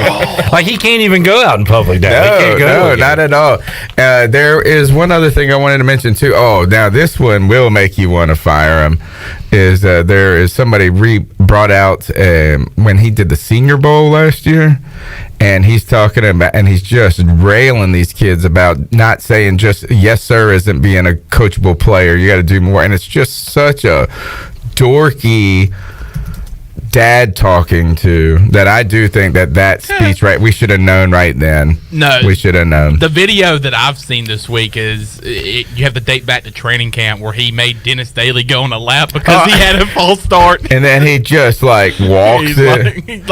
Or there's another one too that's fun, is that Matt Rule at the combine did one of the combine drills where he was the defensive, they do the swatting and he falls down. I have heard, it was funny, I was listening to LeVar Arrington talking to... which I love LeVar Arrington. TJ Houshmandzadeh and Plaxico Burress, and they were talking about Matt Rule, and LeVar said, I went to Penn State, and Matt Rule was in the room, and both of them were like, what do you mean, who? And he was like, Matt Rule, he was like, that's the coach. That's the name of the guy that coaches the Panthers, right? He's like, yeah, that's the guy. He's like, he played football, and he was like, yo, Matt Rule knew where to be. He didn't have the size, the talent, but he had the coach's brain. LeVar said. So that made me think of that. He's like Rudy. Ruly. Fire. Ruly. When you said Senior Bowl, it reminded me of last year, Tony, when all there was stories about Matt Rule was falling in love with Mac Jones. Yeah. And I Googled it. I was like, am I remembering that right? And Matt Rule said a quote to me, no matter where Mac ended up, I knew he was going to be a long-time pro because he just has all the right qualities and all the right things that are essential to being a great player. Why did you draft him? Such an idiot. No, but I do remember that. And at that time, we were like, Panthers are going to make a mistake. And we didn't want Mac. But now you would have been looking at that as, I guess, an upgrade for where we're at. Going back to well, we just entered the land with no quarterbacks. I heard you guys talking about it for Washington, and here we are.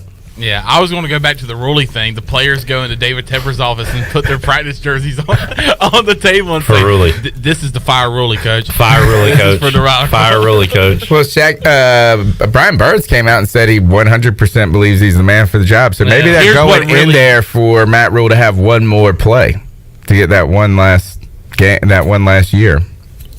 Kind of like when they try to get Rudy in the game. But, you know, what's really getting to me, and we've seen Trey Boston voice his opinion on Twitter all season long. Oh, he doesn't like him. Especially the second half of the season. Not just where the team is, the state of the team is, but like you said, talking about Matt Rule, we had Steve Smith even comment on Twitter the other day about, you know, where this team is and the liar that Matt Rule is being exposed of. I do think it's funny is that I thought Steve Smith's comment was awesome because he said it turns out, I think because Jeff Nixon said we're not that far away, right, from making some noise. Oh, yeah, we're not that far away. And they said, Steve Smith said, it's kind of funny that all the Panther fans who watch the games week in and week out and the Panthers' opponents know the Panthers' weaknesses, but but they don't know their own weaknesses. So, well, you're not going to find a guy in the locker room. You mentioned Brian Burns that says, "Yeah, we need to get rid of Matt Rule," and it's a lot easier on the outside to say, "Get rid of Matt Rule." You know, I mean, true, yeah. I mean, they might be thinking that. Yeah. Well, the irony of this, or the fun part with Trey Boston, is he's collecting like $3 million this year from the Panthers too. So not only is he getting paid, but what is he? Just a free agent, retired? Well, he's just a I think he's still in the Charlotte area. Yeah. I mean, he goes on the right now. He does a lot of TV where he goes and does the weather, and he's been a hit, man. He's like kind of funny, like comedic relief, but he still got dead money from his contract, so they're paying him, and they released him, and then he's sitting there throwing rocks at him. Right. He hasn't been that mean, to be honest. He has just said, like, it's but nice. There's no, like, sour grapes that he's not playing. Not at all. And in fact, I mean, he just is. I mean, he has been funny. He said this is like, it's Sunday because the Panthers called a timeout in the first quarter. You know, I mean, just things that are true. He said a lot of true statements, so. All right, let's get a break in. We'll come back. We'll make some picks. Week 18 of the NFL season. More to go. Tony Dunn joins us after this.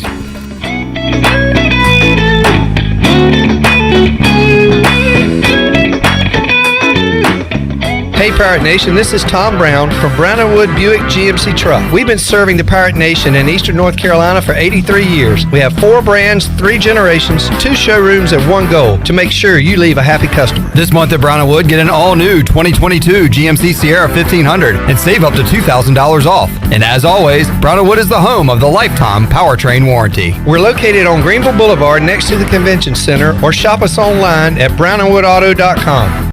It's a new year and we have some exciting news at Angel Oak Home Loans. This is Talbot Green and I would like to introduce you to the newest member of our team, Braxton Green. I've known Braxton his entire life because he's my nephew. He is also a recent ECU graduate and has lived in Eastern North Carolina his entire life. This is Braxton Green and I'm looking forward to working with you with your next home loan or refinance. Give us a call at Angel Oak Home Loans today at 751-2060. NMLS 1719250 and 685842. Equal housing lender.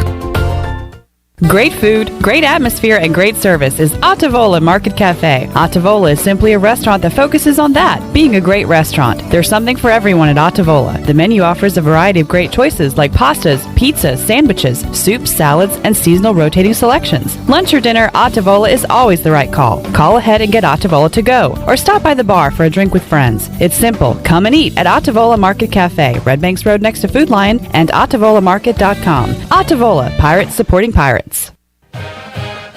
Hey Pirate fans, did you know there are thousands of special needs children and adults right here in our community that loves ECU athletics as much as you do? Robbie's Clubhouse is a local nonprofit organization that can turn your unused ECU tickets into a fun day for a family with special needs. If you can't make it to the next Pirate game, simply call 1-800-DIAL-ECU and donate and designate your tickets for Robbie's Clubhouse. Go Pirates! Warren's Hot Dog Pizza. Homemade lemonade. Hey, Pirate Nation, are you ready for some Warren's hot dogs? Warren's Original Hot and Judy's Mild Sweet Chili Hot Dogs have been the official hot dog of sports fans for over 30 years. Pick up a tailgate special this football season of 10 or more hot dogs for only $1.50 each. Warren's in Greenville across from Ron Ayers Motorsports and the new Chocowinity location next to the fire department. Warren's hot dogs. Want some? Get some. Go Pirates. This is Stephen Igo. You've heard from me plenty on Pirate Radio Live and perhaps have read some of my work on hoistthecolors.net. Now, get an extension of our in-depth coverage on the Hoist the Colors podcast. From game previews to immediate post-game analysis to emergency podcasts for breaking news, we've got you covered. A cast of guest co-hosts from fans, former coaches, and other writers join me for 2 podcasts weekly to break down all things ECU athletics. Subscribe to Hoist the Colors now on Apple Podcasts, Spotify, or Google Podcasts. Be sure to check out David Price Construction for all of your commercial or custom residential renovation and building needs. Run by ECU alumni, David Price Construction specializes in commercial projects, maintenance on facilities, and large-scale residential renovations and additions. Proud to be voted the Remodeler of the Year by the Home Builders Association of Raleigh-Wake County in 2018 and Best Business Commercial Remodel Project winner for 2020. David Price Construction, the proud ECU Home Services partner. Grow Rug 26 is coming to Greenville March 25th through the 27th. This is DJ Fussell from F3 ENC, inviting all men to sign up now for this leadership training event. The Grow Rug training events are designed to help men become high-impact men by reinforcing the F3 mission of invigoration of male community leadership. To register or to learn more, please visit f3enc.com. That's f3enc.com. Remember, you don't have to be great to get started, but you've got to get started if you want to be great. This is assistant football coach Drew Dudzik, and you're listening to Pirate Radio, the voice of the Pirate Nation.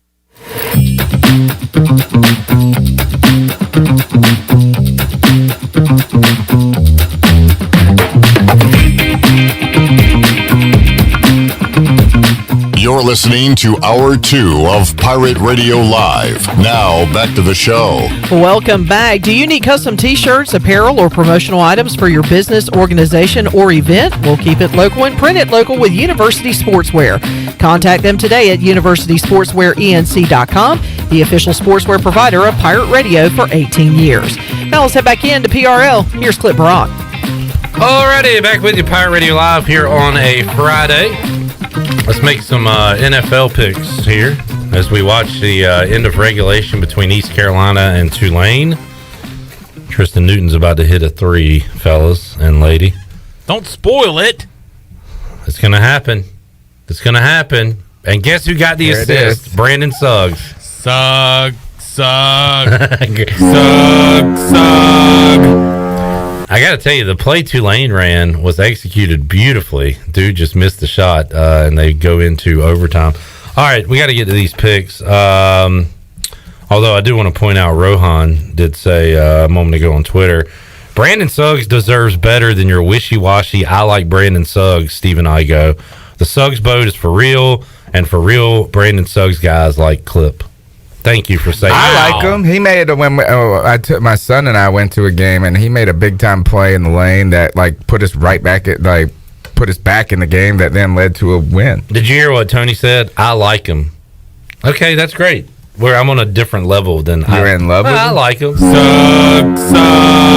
I mean, I like this too. I'm not in love with him. I like this Sug boat. This is great. What do you have to do to give him that boat? if you don't have to love him, but just saying I like him isn't enough. That's just like Matt Rule saying you can't just say yes sir and be coachable. Well, what else am I supposed to say? And I am a little disappointed that you're not just playing the tugboat and that he's saying Sug every time. I feel like we have to. You have to pick and choose your placement of the. It's like a ventriloquist act. Like Chandler, it's like a magic trick. Chandler can leave the room and he still. Because I was listening to it in the car, then I looked over there. Yeah, your mouth won't moving. My favorite thing is that Chandler. Now he legit said, "I want to get on the Sug boat." He coined the phrase. That's awesome. Sug boat. It's great. But he is not allowed on it. I'm not allowed on the suck boat. Because he has criticized him way too much over the. I just love the fact that he's not allowed on the suck boat, but he is the sound effect for the suck boat. And I created the suck boat. Well, it's like the guy that made this the sucks. Titanic. They said you cannot get on here. Again, that is a terrible comparison. The Titanic went down. I don't know if you spoiler alert if you saw the end of the movie. Wait a minute, what? Yeah. I don't know why you keep use a different boat or something. I don't know what other boat. Name a boat. Queen Anne's Revenge. That probably didn't have. That's not a good one. That didn't have That a great sucked. ending either. Yeah, we need one that's still Lusitania? Nope, that one went down. The Maine? Ooh, What's rough? Do we not know any good? What is the USS North Carolina? Jerry Richardson's boat is called Big Cat? Yeah, the Big Cat. Jeans Friday. Isn't Coach Ruff's River Rat? River Rat. That's like the That's guy. like Coach Ruff not even being able to go on his own boat. And only Scotty Montgomery can ride on it. Yeah. Oh man. What about Michael Jordan's boat? That's a good boat. Catch 23. There you go. That's a good boat. All That's right. one that didn't go down. Some good examples. Anyway, the fact that Chandler can't get on the boat, that sucks. That sucks. Look at this guy over here. All right. Also, Washington. Dude. Last week I was 12-4. Tony was 11-5. I even gave Tony credit for the Raiders pick that he made, even though he said if Carson Wentz starts, I want the Colts. But you picked the Raiders. Oh, thank you. So I'm going to give it to you. That was nice of you. I'm doing that because I pity you for picking the Panthers. I know. And the Browns against the Steelers. Just the Browns. Why are they losing? Because they're not good. Baker Mayfield stinks. Yeah. I mean, that was an. But you would much rather have him than Sam Darnold, right? No, I don't want any of these guys. And I feel like that. I don't even think the Browns pick is a bad pick. I think that they just played so horribly. Yeah, I mean, the Steelers aren't good either. That was a bad game. All right. Last week, 12-4, Tony 11-5. Chandler, I guess, is too good to make picks. What, were you busy? You couldn't make picks? I forgot, man. Yeah. And then Clip wouldn't let us submit late. I tried to get you a late pass, and Clip said nope. He drew the line in the sand. I forgot, but I'm going. He still had till Sunday. I still never got any picks. I don't know what else I can do. I'm sorry, guys. That's why you gotta send them the reminder email like I have to send my students. Another reason you're not on the suck boat. Because you suck. I'm gonna critique you right quick though. Me? Yes. Tell me to make my picks like an hour or two before, not a day before. Whoa! Because You're criticizing me for giving you too much time? Yeah, now I'm off your boat. What are you talking You're not about? allowed on the suck boat. If you would have flipped it and reversed it like Missy Elliott and said you only gave me I was trying to get you an extension, and he's No. I would have been more urgent to make a pick, but you sent it to me like you were going to record with him on Tuesday or Wednesday. It was the day before. I was like, I'll just do it tomorrow. The day before. All you had to do is text and I him. forgot. That is a terrible complaint to me. Terrible. I was still going through all the stuff that Santa Claus Sometimes brought it's me. just better to stop talking. Yep. Well, I will never Like stop. Matt Rule. I will never stop. Chiefs or Broncos? I'll take the Chiefs. Chiefs. They're playing for something. Chiefs. Well, so are the Broncos. They're playing for everybody on that team is playing for their job, including the coach. Would you rather have Drew Lock or Sam Darnold? Drew Lock. Yeah, I think so. Would you have Taylor Heineke or Sam Darnold? Taylor Heineke. Yeah. Taylor Heineke. Wow. And I don't. You know what? It doesn't matter. Nobody's going to do well behind that line, so it doesn't matter. I know you've resigned yourself to that fact. Cowboys and Eagles, both playing for position. I think the Cowboys are playing for more. The Eagles know they're going to be on the road. Cowboys are trying. I think they can get the 2 seed, right? So the Eagles are in. Yeah, they're in. That is, and who has been on the Eagles train this year? You? This guy. Can we? They made it. Can we They made date it. I'm going to back? take the Cowboys though this week. Can we date back when we were making fun of Nick Sirianni for his press conference? For his Sirianni. Can we make fun, or can we go back to that? Yeah, how you been on the train when you've been killing the coach all I year? know. Well, I killed him until it worked. The process. This is process. That's part We of were your laughing process. at this guy, and he's taking his team to the playoffs. They're not His that good, processes but kudos are to the them. best But they're going to the playoffs. They're going to the playoffs. Good for them. Thanks to their system. I guess so. That he said. They finally decided to run the football, and it works. And Hurts is a winner, man. And they have a secret weapon. Who's that? Their backup quarterback, dude. Gardner Minshew, Magic. future Panther. There you go. How about a scenario where? Oh, I would take Gardner Minshew over all those guys you listed before. Jalen Hurts is also a man of the people for taking pictures with those people that almost died at the FedEx Field. Did you see the best part of it is that so he called for them to put in better safety take safety into effect more. Did you see what you guys did when you fixed it? There was zip ties around. It's like, hey, we got this. Hand me them zip ties. Hey, do you got those zip ties in that closet over there? Yeah, bring them here. I have duct tape on my car. It's fixed. What do you want me to do? So your car is basically FedEx Field. It's fine. It's nicer than FedEx Field. That's all you have to do. It's move along. It's great. Everything's fine. Cowboys. I'll take the Cowboys. I feel like Clip's ready for the weekend. I am. Me Are you too. not? How about his music's great. Bengals at Browns. How about the freaking Bengals last week? Who day? Knocking off the Chiefs, having to come back to do it. It was another team I've liked this season. Aerial party between Joe Burrow and Jamar Chase. Which is Burrow? Is he healthy? He went out in the last play of the game or something. Yeah, that stinks. They had like 12 plays at the 1 yard line, and then on the first one, he's hurt. Yeah, everyone's like, kick it, just kick it. What an exciting game that was. Yeah, that was what you want the NFL to be. I mean, and it wasn't like they were just playing terrible defense either. I mean, these guys, everybody was playing pretty darn well. And is it Jamar Chase? Yeah. Isn't it fun? Man, whatever. Let's next year remind us this is whatever storyline takes place in week 1 to completely take the opposite perspective. I think this was preseason. I think week 1 he had a touchdown, but going into week 1 it was he can't catch. He had a comment about how the football's different, and everybody freaked out about it. And then he goes on to have the best rookie wide receiver in history. Right, he could this week I think he can surpass the guy from like the '60s who had 1,400 yards or something like 1,500 yards. He's going to be rookie of the year over Mac Jones, right? Yeah, but then think about what were some other ones. The Saints blew out the Packers.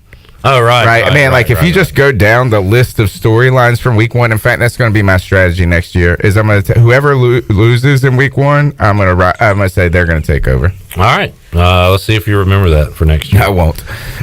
Now I don't know what the Bengals are doing this week because they've locked up a home game. They can't really improve on their standings. Who are they playing again? They're playing the Browns. Oh gosh! But then I'm taking the Bengals anyway. I'll take them anyway too. Chandler. Who day? Packers at Lions. Packers. If the Packers don't start Rodgers or whatever, this could be a fun game. Dan Campbell's gonna be coaching his ass off. He will. I'll take the Packers. Bite their knees off. Packers. I think it's. We went through all the teams that were kind of surrounding us in records. Like around the Panthers, like around that one game up or one game down. Lions even counting in them and that, and then who has the better prospects going forward. The Lions have 2 first-round draft picks this year coming up. So, they could be getting incrementally better. Playing tough. Thoughts and prayers to those 2 players that get drafted by the Lions. Sorry. T's and P's. Redbird says Burrow is fine but out, so he will not be playing this week. He'll be getting ready for the playoff game. Yeah, but this could be one. You know what? Baker Mayfield's out too. Maybe does that help them? Yeah, I'm gonna take the Browns. I feel like I'll switch with you. The Bengals, but it doesn't matter. I'm jumping. I am super excited to see a home game in Cincinnati in the playoffs. That's gonna be fun. Yeah, totally. They haven't won a playoff game, Tony, since Boomer Esiason and Ickey Woods were there. Is that like the 80s? I think it was 91. Maybe. It was late 80s, early 90s. It's a lot. That's a drought. Let's get a break in, Shirley. We'll come back. We'll make some more picks here on Pirate Radio Live. We are back with you after this.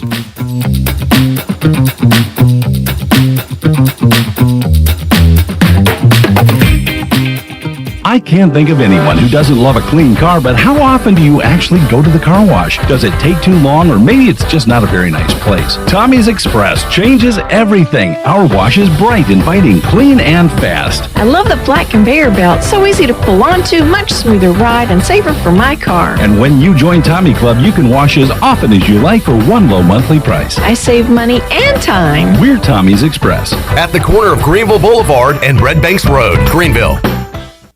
There's no better time to drive away with a quality pre-owned car, truck, or SUV from Greenville Auto World.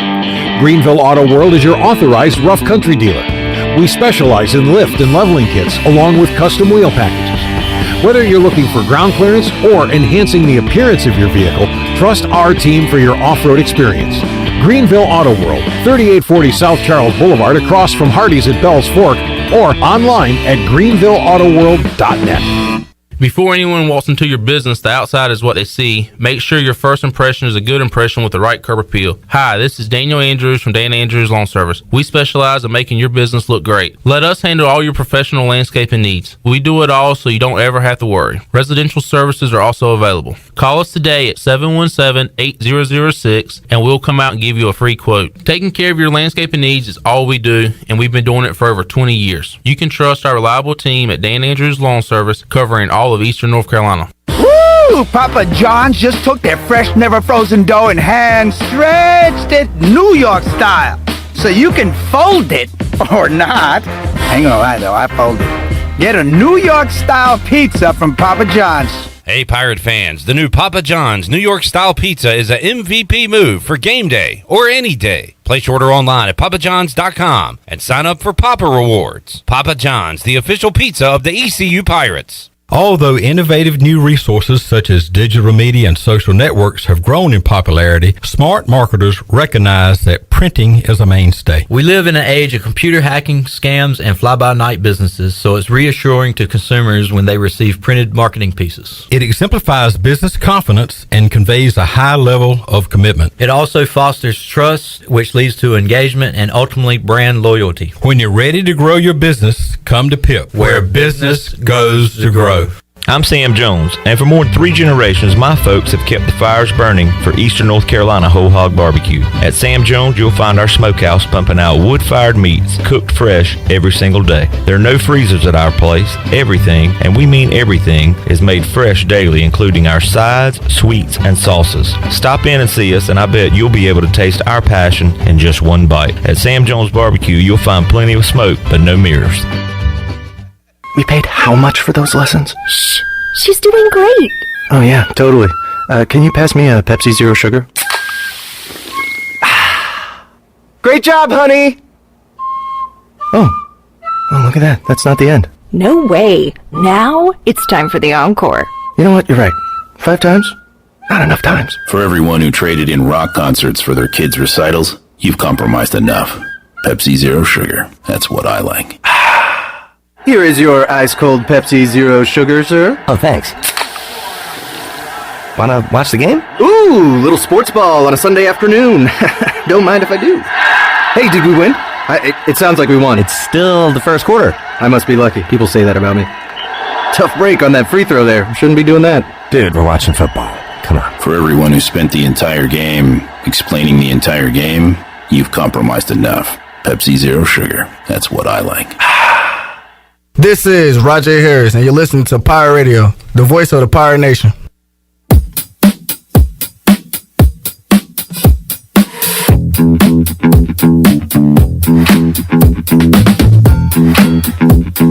You're listening to Hour 2 of Pirate Radio Live. Now, back to the show. Welcome back to the show. Hey, Kinetic Physical Therapy is having an open house. They opened it up at 3 o'clock this afternoon. It's going on now until 6 o'clock this evening. You can come and enjoy a free tour of Kinetic's new 7,000 square feet addition.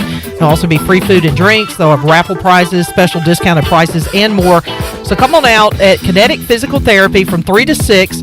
It's going on now and until 6 o'clock on Arlington Boulevard in Greenville. And if you need more information, you can go online at kptonline.com. Now let's head back into the show. Here is Cliff. All right, Tony, I was wondering, what are you going to do? Where are you going to find your sports joy moving forward? Hurricanes play tonight. They do. You got your Canes hat on. I do. They're good.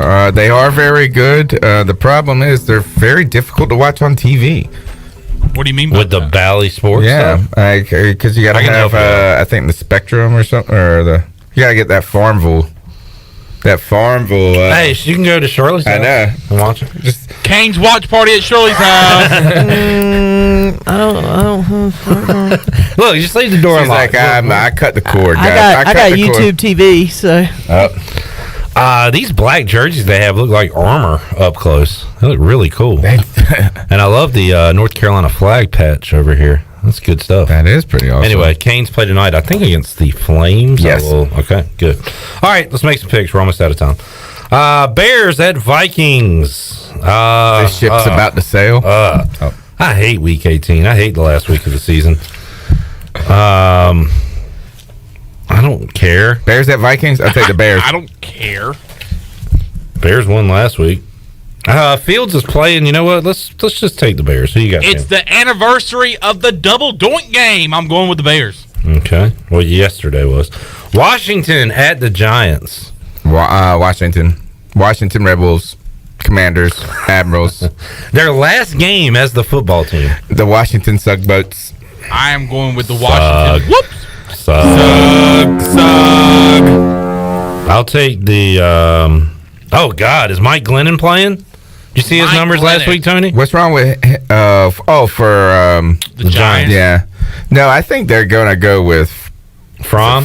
Jake They Fromm? should. Jake Fromm, State Farm. They're terrible, man. They're awful. And did you guys hear Joe Judge talking about how people want to come? Yeah. Now that is Wait, a what? clip of a lifetime. Joe Judge, the guys, he went the whole. They're calling me up. It reminded me of someone else. It's like an Antonio Brown coach move. There's guys coming into my office that are free agents begging to come back next year. They call me up all the time. I love what we're doing here. Like That's such a Matt Rule thing. Yeah, it is. It is. It really is. Yeah. I mean, I agree. Mike Glennon. I thought the same thing when I heard it too. I'm sure guys want to play for this quarterback. Mike Glennon last week, 4 of 11, 24 yards, 2 interceptions. That's a whole game. He wasn't benched. they want to come back. They're saying, I want to play with Mike Glennon. And are we going to do with Daniel Jones, and you could, and I would not scoff at it too much, are we going to do what we did with Sam Darnold and say, look, that guy's got some talent. He's just been in a bad situation. I feel like we're going to do the whole thing over again. No, I don't think so, because I think with Daniel Jones that we had lower expectations for him because we thought that he was overdrafted a lot. So it was like kind of this thing of, he's been better than Sam Darnold. And he hasn't been the worst player on the team, but you don't expect him to be good anyway. All right, Colts at Jags. Pretend you're a Jags fan, and if I tell you Byron Leftwich is getting an interview, what do you think? I was hoping he's going to play quarterback. I think it'd be a cool, neat story to have him back there. I know a Tampa Bay fan who's not like enamored with him. Really? Yeah. Okay. Well, now, how about this? What if I said Bill O'Brien could be your next head coach? I would say let's bring that Brian Leftwich guy in there fast. You don't like Bill O'Brien? I mean, what do you like about him? I like him. Do you love him? It's hard to hate somebody when you're boat? wanting Matt Rule out of your organization. Stop thinking about Matt Rule. You got to get him That's off. all I can think about. It's sickening. Bill O'Brien is although he went to coach rehab, he's the offensive coordinator at Alabama, and all of a sudden his shoes look more shiny. Is that where he's at right Yeah. Yes, sir. Which is the easiest job in sports, maybe? True. I think of an easier one. Colts. What about Byron Leftwich being the offensive coordinator for Tom Brady? Oh, yeah, that one. That's pretty good. I always said being Peyton Manning's offensive coordinator, wherever Gase he was, as proven by Adam Gase. Colts at Jags. Colts they need to win. I'll take the Colts. I kind of hope the Jags. I'm going to go Jags because I hope the Jags beat the Colts. That way, the Chargers Raiders game that night might be interesting. They're not going to tie. Nah. Steelers at Ravens. The Steelers need to win. I'll still take the Ravens. Oh, yeah, Ravens. Steelers are still alive. All right. Not in my book. Not long. Ravens. Okay. Titans at Texans. Titans are playing for home field. I will take the Titans. Poor David Culley. How about Chad and his Titans, a chance to be the number 1 seed in the AFC? Yeah, I want to apologies to Chad. I disrespected his team last week and picked against them. Tony, they get Derrick Henry back in the playoffs. That's awesome. How cool is that? That's who I would have been. Who are you pulling for in the AFC? Like, what's your team that you're going to ride with? Titans? Titans. I was thinking the Bengals. I'll pull for the Bengals. I'll pull for the Chargers-Raiders winner, whoever that is. I remember this week, Tony, I said, remind myself on Friday to give Tony credit. You were not ready to crown the Browns going into this year, and I want to give you props for that. Thank you. Good call.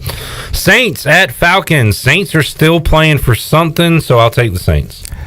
That was an ugly game. The Panthers were up. What was their biggest lead? Did they get up by a touchdown last week? 10-3. Yeah, it was 10-3. I took the Saints live to let's see, I think -1.5 or 2. And that stretch in the third quarter where they played the entire time in the Panthers territory and they just kept punting it back and forth. And I was like, is anything going to happen in this game? And finally the Saints scored, and I figured the Panthers weren't going to score again. Do the Falcons not have a chance in this game? What in the game, yeah, but in this game, in this game itself, I kind of like the Falcons here. The Saints' offense was just. Taysom Hill sucks throwing the football. I'm gonna take the Falcons. All right, Chandler. I'll ride with Tony on the Falcons. I love to. We say these teams aren't playing for anything. They love to spoil the Saints. Chances to make the playoffs. So there is that. Jets at Bills. Bills are still playing to win their division. I'll take the Bills. And I will take the Bills because the Jets are the Jets. Okay. They're feisty. Brady had to go down the field to beat them last week. Yeah, but didn't they go for 2? Like, they could have just kicked that field goal. Remember, Chandler, you were telling me all about the decision to go for it on fourth down? Like, the Jets having it 4th and 2 inside the Buccaneer 10-yard line. And they went for it, and it was 4th and 2. They did a quarterback sneak with Zach Wilson. What was the score? It was 24-20. They were winning. They were winning. So they went to kind of close the game. The field goal to make it 7. They were trying to salt it. I'm taking the Bills. Yeah, I'm actually going to go Jets. Okay. Well, I guess you have nothing to lose since you missed 13 picks last week. And y'all both are going Bills, right? Yeah. All right, I want to be on the island by myself. Niners. You should have just picked against us the whole time and tried to make up 13 games. Niners at Rams. This one's interesting because the Niners need this game. Tony, you want to get sick to your stomach. If the Niners lose and the Saints win, the Saints are in the playoffs. I have heard that, yeah. That is gross, isn't it? How are the Rams going to lose to the Niners They're at not. home? I'm taking the Rams, but I've underestimated the 49ers all year. I got a future on the Rams and the Patriots. If that's the Super Bowl matchup, I'm going to be a winner some way or the other. Patriots at Dolphins. Upset. I'm taking the Dolphins. Do the Pats have anything to play for? Yes. If they win and the Bills lose, they win the division. Yeah, I'll take the and get a home game. What happened to the Dolphins last week? They got steamrolled by the Titans. Their offense was exposed. And man, what a great Vrabel. Gotta like him as a coach. He said they kept giving the ball away and we kept taking it from him. That was like an awesome quote. It's been a couple years now, but he did say he'd remove his privates to win a Super Bowl, right? I wonder if that was like in perpetuity or just for that 1 year. Like become a eunuch. Who? I'm going to go New England. All right. Seahawks at Cardinals. I'll take the Cardinals. I will as well. Give me the Cardinals. I don't know why. I'm not. I didn't think it through enough. I'm not a Cardinal believer. I did take them again on Sunday. You're not a Cardinal guy? Right after I took them, I said, "Why do I keep doing this?" And then they won, right? They did. And then while I'm watching, I'm like, "Oh yeah, Kyler Murray is 8-0 in that building." What building? High school, college, and NFL. Where were they? Jerry World. Oh, Dallas. Yeah. So I hope that's the matchup for the playoff game because Kyler Murray doesn't lose there. Panthers at Bucks. I will take the Bucks. Bucks. I'll take the Panthers. No, I'm taking the Bucks. For a guy that has been down on his team all year, you've taken the Panthers a lot this year, Tony. I think I've taken them the least amount I've ever taken them. And then last week, I don't know what I was thinking. I wasn't thinking. I was trying to just do something different, I think. The Saints aren't that good. Yeah. You knew that. And so, Tony, on Sunday, I've only been watching the Panthers since 2011, and I told you, I have never felt this more, just bland and hopeless. Yeah. Hopeless and not Disinterested. disinterested in the Carolina Panther football. You said it was probably the most ever, and I've been through since beyond my years. Yeah, 2 decades of this. I've seen. I don't think I was really into it when we went 1-15. That in 01, right? But I was at a game in 2010. I sat all the way to the end of that game, 34-3. The Saints stomped us. But I tell you one thing is that I have never done something that I did this past Sunday. Is that when I was watching the football game with you, I found myself cheering when the Saints made a good play. Ooh. And I just did not want any fool's gold associated with Matt Rule. Yes. I am just to the point I don't want to see him go on a run and for some reason we get fooled into this fool. Well, I'm done with him. I'm done. And I've never seen somebody disliked by the Panthers fan base as much. The problem is they're not done with him. I disagree. You think they are? I don't think I hope they are for your sake. Yeah. Because it's going to be a bad Well, at least we know that David Tepper's embarrassed by his hire. He should be. According to Joe Person. He should be. Apparently, Antonio Brown's doing a Charlie Sheen-like interview right now. I'm seeing some quotes. He said he has the blood level equivalent to a Navy SEAL. So I don't know what all is going to come out of this. That story has been He's with fantastic. The Knelt Boys, so that never. The latest development. With the Knelt Boys. They're really popular on YouTube. Okay, I don't know who they are. A lot of people don't know, especially our audience doesn't know who they are. They're more towards the younger, college age group. Is that who he's with right now talking to? Yeah. Full Send. I can't wait to watch it. Yeah. I can't wait to watch it because it has been an absolute. We're watching him have a mental breakdown. They just had an interview with John Daly, which is awesome too. So. All right, last game. This one is the important one. Linville and the Chargers versus Zay and the Raiders. Tony, you remember what I said before the season? The Raiders would finish second in the AFC West. That was one of my bold predictions. Well, I want to take the Chargers in this game, but now I have to stick with September Clip. I'm taking the Chargers. I think the Chargers are going to win, but I'm going to take the Raiders. Chargers need to play some dang defense, though. Who you going with? Raiders. All right, winner gets in the playoffs. Tony, good stuff. Enjoyed it. Have a great weekend. Yeah, thanks for having me. And we'll talk again soon. Take a time out. Come back. Hour 3, Pirate Radio Live on the way. We've got a booty bag prize to give away. And we got Morgan Ahlers joining us when we return. We'll talk about Tyler Snead's decision to exit East Carolina and enter the NFL draft. We're back with you after this.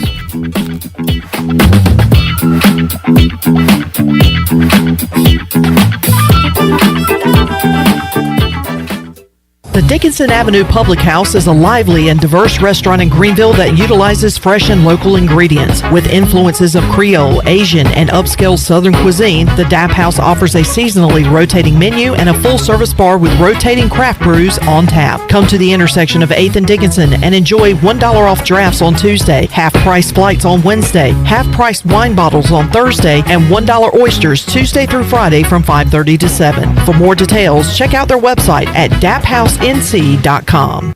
Hey dads, it's back. Plan to join us for our 6th annual Daddy-Daughter Dance Friday, February 11th at Rock Springs. This event will be a fun night of games, music, photo keepsakes, raffle tickets, and of course, dancing. Best of all, 100% of the proceeds will go to Daughters for Dads, which supports local families affected by cancer. Sponsorship opportunities are also available. Purchase your tickets today by going to eventbrite.com and search for Daughters for Dads. We will see you Friday, February 11th at Rock Springs. This is Martin Truex Jr., and as a NASCAR Cup Series champion, I love one-stop shopping. When I need fresh tires or fuel during a race, my pit crew takes care of everything. Off the track, I have an Auto Owners independent agent. They handle all my insurance in one place: car, home, life, and business. Get your own pit crew and find a local agency with auto owners insurance. This is Jeff Gibson with Town Insurance in Greenville. Call me today at 756-8300. Go Pirates! The convenience of Pitt Greenville Airport is waiting just outside your front door. Service is back, so you're connected to destinations worldwide through flights from American Airlines. Plan your next trip. Book your flights today at flypgv.com or aa.com. Avoid the long check-in lines and congestion at the big airports and fly local at PGV. Fast, convenient, and close to home, PGV has recently added more American Airlines flights. Book today at aa.com. PGV, where the Pirates fly.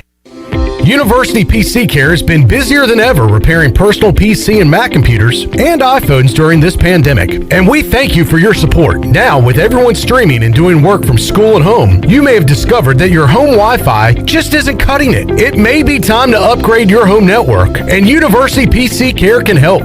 To make a network assessment appointment and discover upgrade options that fit your home, go to talktowilliam.com or learn more at universitypccare.com.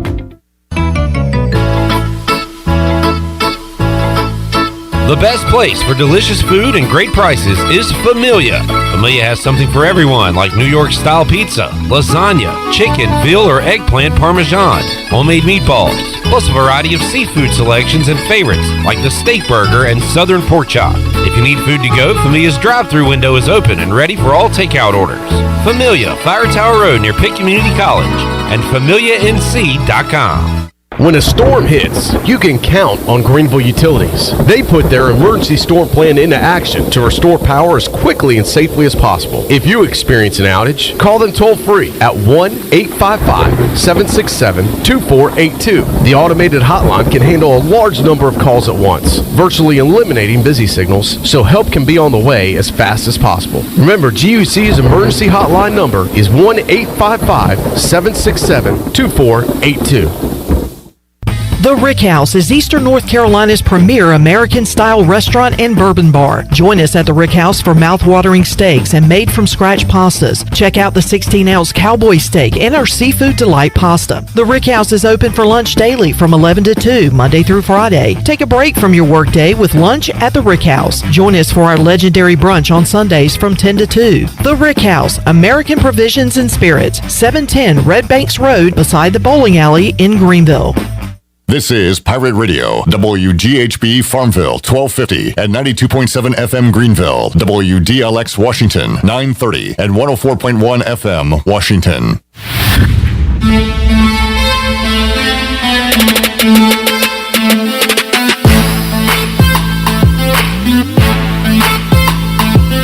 You're listening to Hour 3 of Pirate Radio Live. This hour of PRL is brought to you by Bud Light, reminding pirate fans to stay in the game and drink responsibly. Bud Light, the official beer of the ECU Pirates, and proudly distributed by Carolina Eagle Distributing since 1989. Now, back to the show. Welcome back. Tiebreakers is open every day at 11 a.m. and is the best place to watch your favorite sports while enjoying the best wings in town, along with sandwiches, appetizers, cold beer, and more. Follow Tiebreakers on Facebook and Instagram for daily updates. Now let's head back into Pirate Radio Live. Here's your host, Clip Brock. Talking about Bill O'Brien a moment ago, potentially linked to the Jacksonville job, and watching CBS Sports HQ, and it says most likely unsung hero of the national championship game. And Dennis Dodd says, Bill O'Brien. You really call that Alabama offensive coordinator a hero? I mean, I don't know. I'm sure I'm underselling it quite a bit, but of all the coordinator jobs in America, that one and maybe the, I guess this year, the Georgia defensive coordinator job seem to be the most easiest in the country. Tony Dunn said it best.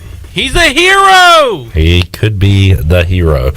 All right, let's head out to the Pirate Radio Live line. Joining us, the voice of Minji's Coliseum. Man, he was doing some yelling on Wednesday night. What a game. We'll talk about that one coming up in a moment, but a little football news to talk about with also the voice of the Daddy Ficklin Stadium. Morgan Ahlers joins us. Morgan, happy Friday to you. Happy New Year to you. How you doing, man?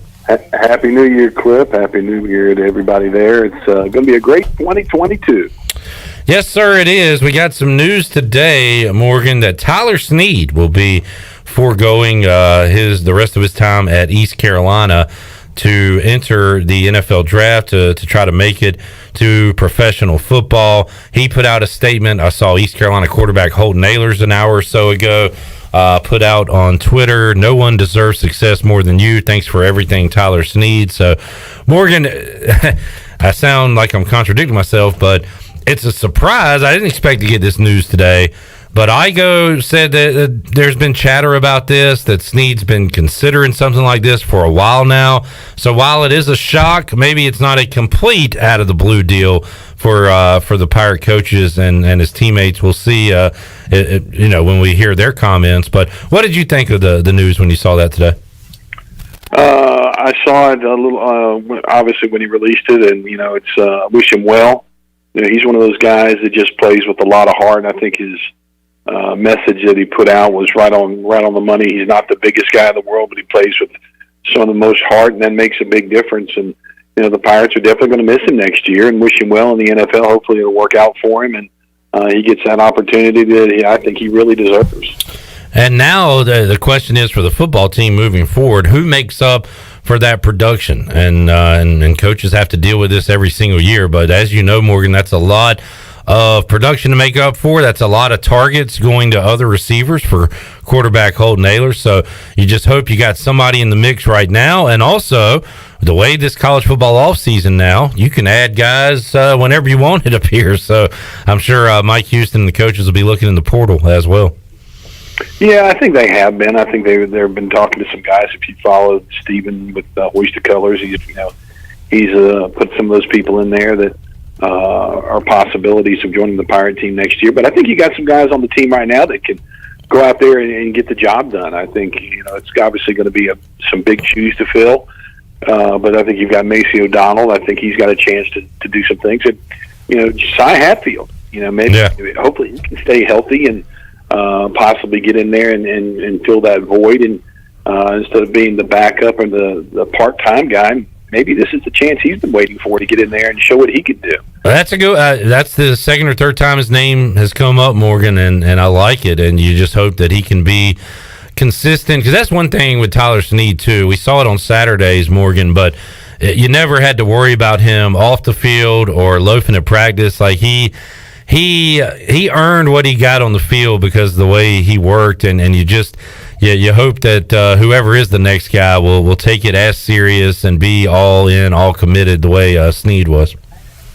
Yeah, and I think that's what's going to have to happen. And it wouldn't shock me a little bit, and this is just me speculating here a little bit, that one of the guys that, you've got CJ on one side, and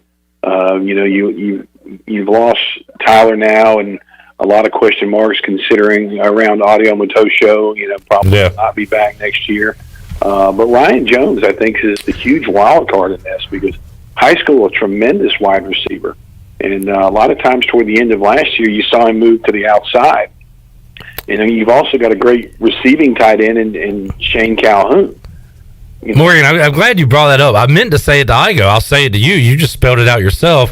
For the first time in, I don't know when, maybe forever, but for the first time in a long time, you could argue the tight ends room is more talented than the receiver room as we look at it right now. Well, my point being with that is that it wouldn't shock me to see Ryan Jones play a lot on the outside this year. Yeah, use him like he did like Bryce Williams years ago, and have him in the slot, have him out wide, things like that.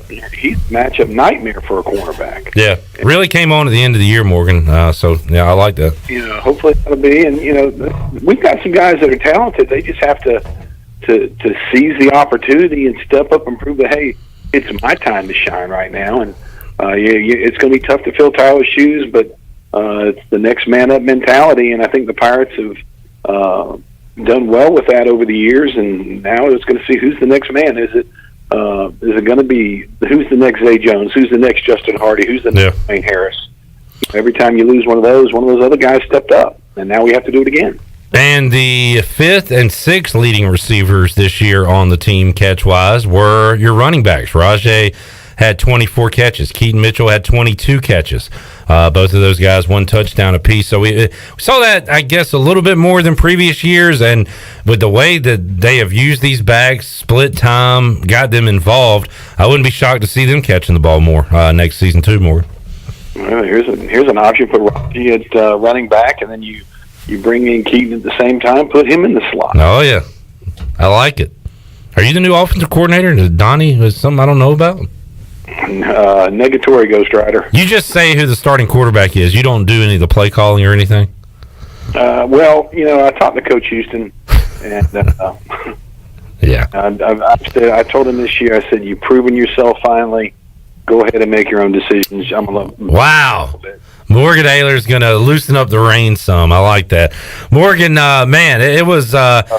It wasn't a super well-attended party on Wednesday night, but it was a darn fun party in Minges, and you were rocking and rolling. Tristan Newton, you've been around here a long time, Morgan. When's the last time you saw a guy take over a game for East Carolina like he did at the end of the regulation and overtime? I'm going to probably say never. Yeah. I mean, it's been, this is my, 31st season or something like this around the basketball team doing the PA, and it's been a long time. I don't think I've ever seen that. But, you go back at the end of the game, and when Forbes hit the three-pointer for Tulane the other night, I was like, this is not good. Yeah. We come down and we hit the three-pointer with 2 seconds left, and then their big guy gets the ball, spins around, shoots a jump shot, and literally probably hit everything but the bottom of the net and kicked and spun out to the side as time ran out. So, okay, we got a chance because I still don't know how that basket didn't go in. Yeah. And then...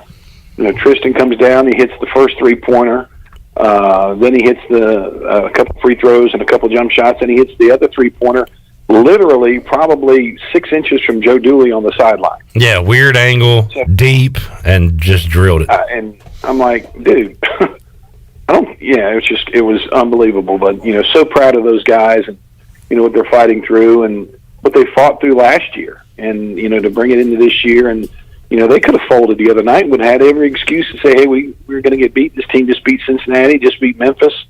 And, we're playing them, but they didn't. And now they go to Temple tomorrow and hopefully can pull out a win in Philadelphia.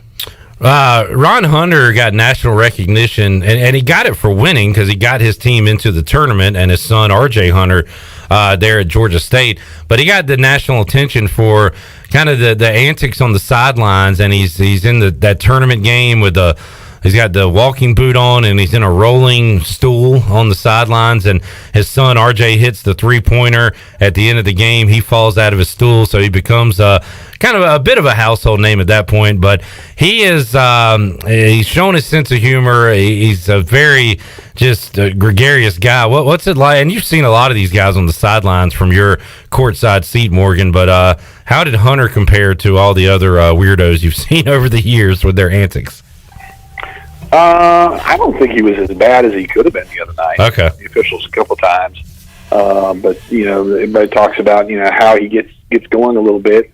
Took off I think he came out with a jacket on or a coat or a window. He had his Letterman's jacket on, it looked like. He had something on, and he took it off, and, he's patrolling the sidelines with his, tight wind pants on, and I'm like, okay. But it was relatively calm, and him and Coach Dooley have a very good relationship, and that was good to see at the beginning of the game and at the end. And they're a good basketball team. They got some guys that can play, but so does East Carolina. So Pirates beat a team, Morgan, that had just knocked off Memphis and Cincinnati back to back. Now they'll take on a team that just beat one of the best teams in the league on the road. Temple goes to Orlando, shocks the Knights, and Temple is kind of like, I don't know, sleepwalking their way through the year a little bit. They haven't had great home crowds, and I don't think the Pirates are going to face a huge road environment tomorrow, but now they're playing a team that feels good about themselves. This should be a pretty good game on Saturday. Yeah, hopefully we'll get, Luigi back, and, Alonzo back, and Merlin back. I don't know what their status is, but I'm hoping they'll be back and be able to make that road trip. But, I think what you saw the other night with the Pirates was a really good rotational lineup. The guys came in, R.J. Felton came in at times, and then, one of these games, he's going to hit a dunk. Oh, man. He's been so close on 2 or 3 of them. His vertical is phenomenal, and he's going to hit one, and then Minges is going to be full when he does it, and Minges will absolutely go berserk, and he will be, have that folklore status on this crazy, stupid dunk. He dunks over like 7 people or something. I've said it. He is must watch in the layup line. You got to get to the game a little early and just watch him before the game. Oh yeah, he gets He's something else, I tell you. I did not have J.J. Miles having a better in-game dunk than R.J. Felton at this point in the season. But how about J.J. getting up the other night, Morgan? What did you guys call him? Frequent flyer Miles or something? Yeah, he was up there. He was, and I was kind of shocked by it. It's the first time I've seen him do it. But J.J. is such a good kid, and always has a good smile on his face when he's out there playing. And I really like this team right now. Yeah. They got some shooters. They're not the most balanced team inside, but we've got some shooters, and if the guard plays there, I think we're going to be okay this year. Looking forward to students returning, Morgan, and getting a bigger crowd. I know that it was a light crowd Wednesday. It looked like I saw a lot of people chiming in to watch it on TV, but put a win or two together, get the students back, and we should have some fun nights coming up these next couple months, Morgan. I'm looking forward to it. They'll be back, I think, on the 15th. Memphis at 4 o'clock, and Penny Hardware on the sidelines. And Rashid. What kind of players they've got that will be in the draft next year. That's right. Morgan Ahlers joining us. Morgan, what is your pick for Monday night? Georgia, Bama. Can Bama beat them twice? Can Georgia win the rematch? What do you got? Georgia, Bama. What are they playing for? Some kind of invitational football thing. Okay, yeah. Is this the same teams that played the top, 12 teams in the country at the final 6 bowl games? And so I guess you're not really into this, huh? All these bowl games, none of them got canceled for COVID. Those are one of the teams that two of the teams we're talking about, right? Mm-hmm. Just checking. Mm-hmm. I think Alabama we should win it, but I think Georgia is capable of coming out and. Oh, you're covering your bases here. After Bama really put it to them, earlier, a month or so ago, and Kirby Smart's a good coach, and they're going to fix whatever problems they had before. I think it's very close. I'm going to say Georgia. All right, Georgia wins the rematch. Morgan, always enjoy, man. What do you got planned for the weekend? Laying low this weekend, just not a whole lot going on, and enjoying time with my lovely Sandra. Your family? Yeah. All right, Brian Kelly. I hear you. Morgan, enjoyed it, buddy. Have a good weekend. We'll talk to you soon. Y'all have a great weekend. Later. Morgan Ahlers joining us today on the Pirate Radio Live Line. Shirley, I see you got a bag over there. You want to open it up? Booty, booty, booty, booty, booty everywhere. Booty, booty, booty, booty, booty everywhere. Alrighty, first Friday winner of 2022. Could it be you? And yes, I am talking to you. 317-1250 is the number. What are we giving away today, Shirley? Lunch for 2 at Tiebreakers. Lunch for 2 at Tiebreakers. Chandler will be there for sure tomorrow. For sure. In terms of ECU basketball. A little bit. I am questionable to make it. But if you go get your lunch there tomorrow, or dinner, you might see us there. Got some football games on tomorrow as well. We got 2 NFL games. We got ECU hoops. It'll be a fun sports day. All right, caller number 9. 9 is fine, and we'll do that and have more for you after this. Hey Pirate Nation, this is Tom Brown from Brown & Wood Cadillac. We've been serving the Pirate Nation in Eastern North Carolina for 83 years. We have 4 brands, 3 generations, 2 showrooms, and 1 goal to make sure you leave a happy customer. This month at Brown & Wood, get an all-new 2022 Cadillac CT5 and save up to $1,500 off. As always, Brown & Wood is the home of the lifetime powertrain warranty. We're located on Greenville Boulevard next to the Convention Center, or shop us online at brownandwoodauto.com. Hey Pirate Nation, Lindsay Gray here with Carolina Caliber. In 1960, my granddaddy started his firearm business right here in Eastern NC. Still family owned and operated, we have the area's largest selection for outdoor shooting sports and accessories and are one of the nation's top firearm dealers. At Carolina Caliber, we have everything you need from hunting, home defense, and personal protection, including a wide variety for ladies and youth. We buy, sell, and trade. It's a time-honored tradition. Visit us at Carolina Caliber on Fire Tower Road in Winterville. Be sure to check out David Price Construction for all of your commercial or custom residential renovation and building needs. Run by ECU alumni, David Price Construction specializes in commercial projects, maintenance on facilities, and large-scale residential renovations and additions. Proud to be voted the Remodeler of the Year by the Home Builders Association of Raleigh-Wake County in 2018 and Best Business Commercial Remodel Project winner for 2020. David Price Construction, the proud ECU Home Services partner. Pirate fans, get ready for a winning season and team up with Quality Equipment, your local John Deere dealer and proud sponsor of the ECU Pirates. When you do business with us, you'll get things done right. We're proud to offer a large selection of new and used John Deere equipment, a fully stocked parts department, and a highly trained staff who is here to support you throughout the life of your equipment. So get quality done right before every ECU game day and visit QualityEquip.com. If you wake up in the morning with a backache, feeling more tired than you did when you went to bed, you probably need a new mattress. And the best place to get that mattress is Factory Mattress. Hi, I'm Kirk Smith, General Manager. For more than 40 years, Factory Mattress has been Greenville and Wilson's local mattress dealer. We guarantee the lowest price on the area's best selection with over 50 models to choose from. No seconds or overruns. Factory Mattress offers only first quality direct from the manufacturer. Sealy Posturepedic, Beautyrest, Stearns & Foster, and Tempur-Pedic. The most highly trained sales associates with over 60 years of combined experience. Same as cash financing with zero interest up to 48 months and free local delivery. Face it, to have a good day, you've got to have a good night. So sleep better knowing you saved money at Factory Mattress, locally owned on Greenville Boulevard in Greenville, on Forest Hills Road in Wilson, on the web at FactoryMattressUSA.com, and a proud member of Pirates Supporting Pirates. The convenience of Pitt Greenville Airport is waiting just outside your front door. Service is back, so you're connected to destinations worldwide through flights from American Airlines. Plan your next trip. Book your flights today at flypgv.com or aa.com. Avoid the long check-in lines and congestion at the big airports and fly local at PGV. Fast, convenient, and close to home, PGV has recently added more American Airlines flights. Book today at aa.com. PGV, where the pirates fly.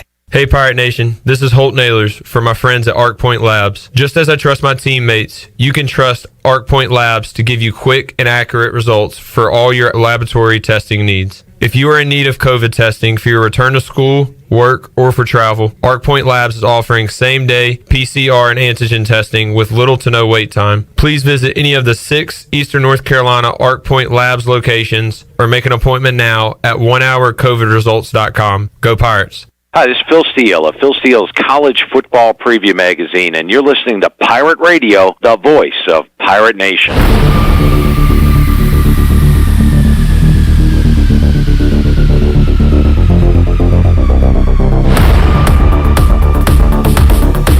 You're listening to Hour 3 of Pirate Radio Live. This hour of PRL is brought to you by Bud Light, reminding pirate fans to stay in the game and drink responsibly. Bud Light, the official beer of the ECU Pirates, and proudly distributed by Carolina Eagle Distributing since 1989. Now, back to the show. Welcome back. Congratulations to Clee Smith of Winterville. Picked up lunch for 2 at Tiebreakers. Tiebreakers is open every day at 11 a.m. and is the best place to watch your favorite sports while enjoying the best wings in town, along with sandwiches, appetizers, cold beer, and more. Follow Tiebreakers on Facebook and Instagram for daily updates. Now let's head back in to Pirate Radio Live. Here is your host, Clip Rock. Alrighty, back with you. Just saw this on Twitter. Oh, yeah, I saw that video earlier, too. Let's see if Chandler knows this one. Young Chandler. Chandler, what year were you born, sir? A lady never tells her age. But don't party like it's 1999. Take it back a year and party like it's 1998. All right, well, let's go back 9 years previous to that. So uniform reveals are big today. They're more prevalent today. I guess it's not as important or big because teams do it every week now. You know, ECU puts out a video. They're well-done videos. But we love to talk uniforms, new unis. On this day in 1989, NC State debuted some basketball uniforms. Do you know what was unique about their uniforms in 1989 for one game? In 1989, was it like the long shorts?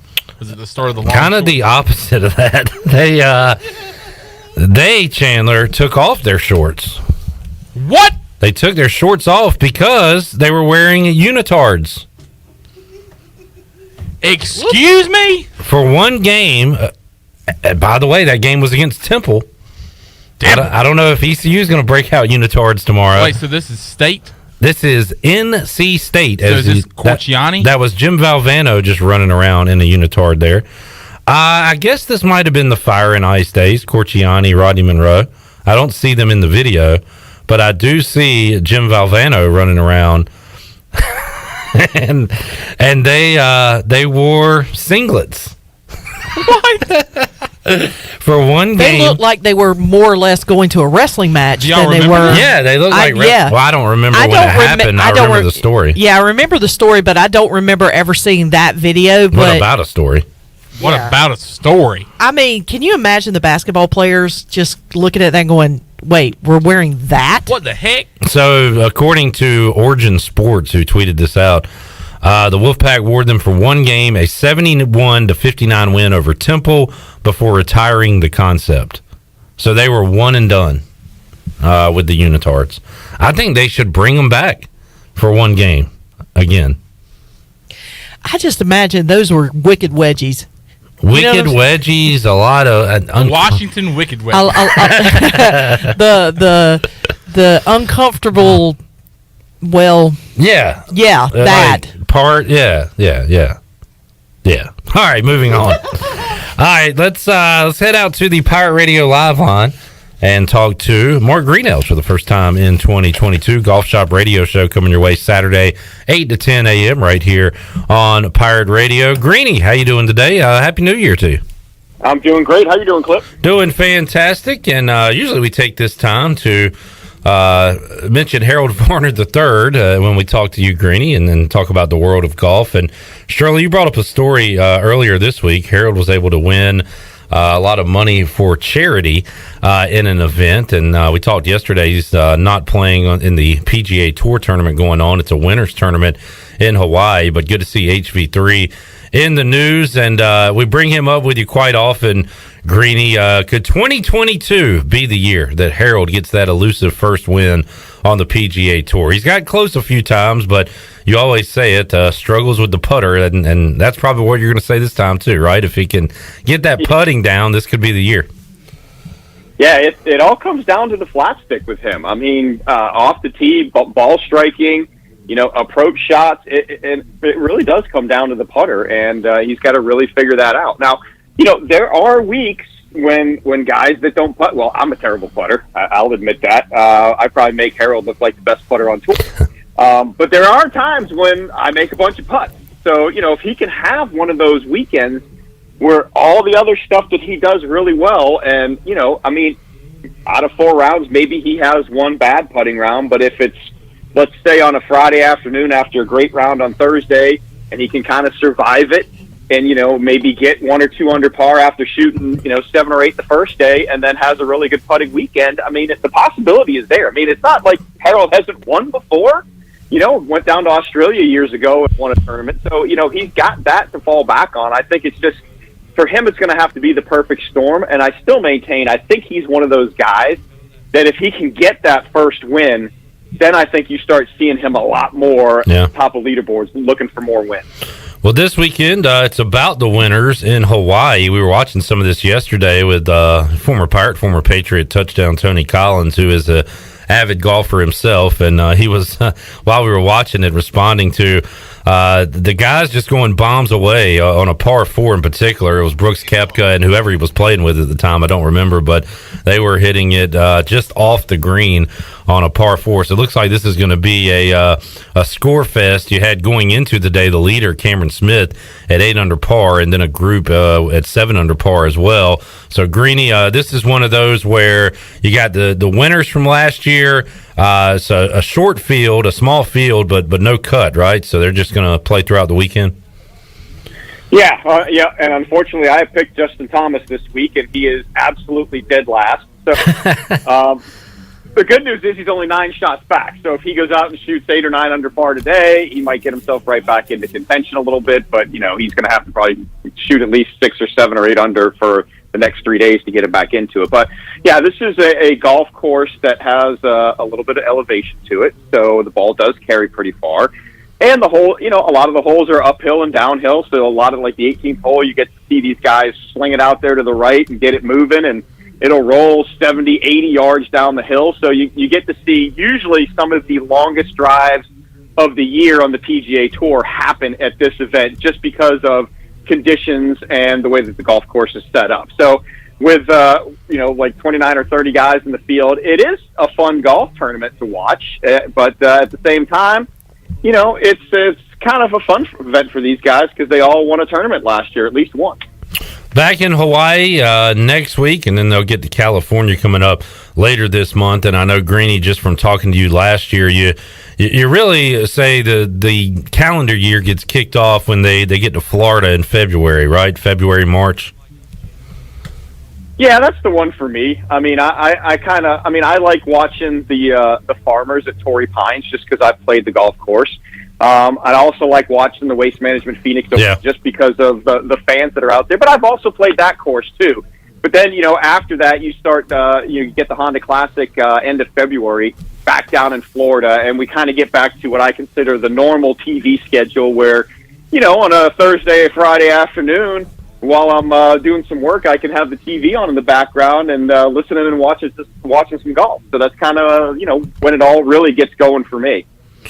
Greeny, let's talk a little football. Who do you have in the rematch? Bama and Georgia coming up on Monday night. Man, I tell you what, I feel like Georgia should win, but I feel like Alabama's just got their number. I mean, it is just the strangest thing. And I've said all year, I mean, I got to see Georgia up close and personal first game of the year in Charlotte with my Clemson Tigers, and I maintained all along that I felt like Georgia has a great defense. But if you have a quarterback that can throw the ball and put a little pressure, on their secondary, that's where you can exploit some weakness in Georgia, and Alabama can certainly do that. Alabama's got an offensive line to be able to protect, obviously to help them run the ball, but I think being able to protect the quarterback, give them that extra half second to a second to look at some receivers downfield, I think that's where you go. And unfortunately for Georgia, they got smacked in the mouth right out of the gate in the SEC championship game, and they didn't respond. And if Alabama does that again, I kind of see the same thing happening, because I honestly don't think Georgia has enough offense to go into an offensive battle with anybody, let alone Alabama at this point. Yeah, I mean, Georgia has had, and that game against Clemson was, in doubt, and give credit to Clemson's defense for that, but their offense wasn't putting up much. But outside of that, Georgia has had an easy go of it the entire year, except that SEC championship where they got blown out by a high-powered Alabama offense. And I'm looking forward to seeing what happens in the rematch. How about your Patriots, Greeny? Are we destined for another rematch, a Bills-Patriots rematch in the playoffs, part 3 of that trilogy, maybe? Yeah, I actually wouldn't mind that as a Patriots fan. I think the Patriots match up with Buffalo very well, and I think the key for them, I mean, the last game you saw it, honestly, if the Patriots defense had been able to get Buffalo's offense off the field once, I mean, Buffalo didn't punt in that entire game. But even if you just look at the second half or the fourth quarter, if the New England defense had stopped them once, I think New England had a chance to win that football game. And I think that's the key is, you have to stop Josh Allen. You have to stop Josh Allen getting outside the pocket and running with the ball. That's where he does his damage. Buffalo does not run the ball well. And I think the Patriots, all in all, have defended him throwing the ball well. I think you just got to stop him from making those plays. And if you go back years ago here in Carolina, when Cam Newton took the Carolina Panthers to the Super Bowl, if you stopped Cam Newton from getting out and making the big plays on the run, you stopped the Panthers. I think it's the same thing with Buffalo. Mark Greenhalgh, Golf Shop Radio Show, joining us, coming your way Saturday, 8 to 10 a.m. here on Pirate Radio. Talked a little golf, talked a little football. How about tomorrow, Greeny? More of the same on your show? What else you got planned for the Golf Shop Radio Show? Oh, yeah. Well, we are actually going to be live at one of our sponsors, Fred Caldwell Chevrolet, and I have to be real careful. They have a couple of NIL deals with a couple of ACC football players. Nick Skiba a kicker, and Brian Brissy, a defensive lineman. So if those names are familiar to you, I can't necessarily say the colleges that they come from with their deal, but that's who's going to be live and in Technicolor with us there tomorrow at Fred Caldwell Chevrolet. So tune in for that, along with our man Bill Bender, and I'm sure we'll go to talk a little golf in there too, Cliff. Sounds like a great show coming up Saturday, 8 to 10 a.m. right here on Pirate Radio. Greenie, enjoy your weekend. Have a great show on Saturday, and we'll talk to you again next week. Thanks, Cliff. Have a good one. All right, there is Mark Greenhalgh's Golf Shop Radio Show coming your way Saturday, 8 to 10 a.m. right here on Pirate Radio. We've got NFL tomorrow, Shirley? Or Sunday only? I don't even know. Hold on. I tell you what, we'll tell you after the break. Yeah. Our NFL schedule for the weekend. And we got playoff football coming your way on Pirate Radio. Yeah, I said Playoffs? We got playoff football next Saturday, Sunday, and a game on Monday. Playoffs? They're doing that new Monday night playoff game. I don't know how I feel about that, although I am happy that I believe the Manning cast will be back one more time. Nice. I enjoyed it this past Monday, and I believe they will be a part of the playoff telecast. Playoffs? Not this Monday, but next Monday. I think this is going to be a fun playoff. Playoffs? Great prediction there. Are you done saying that? Can we move on from that? Jim Moore. Jim Moore. Take a timeout, come back, have more for you after this. Playoffs?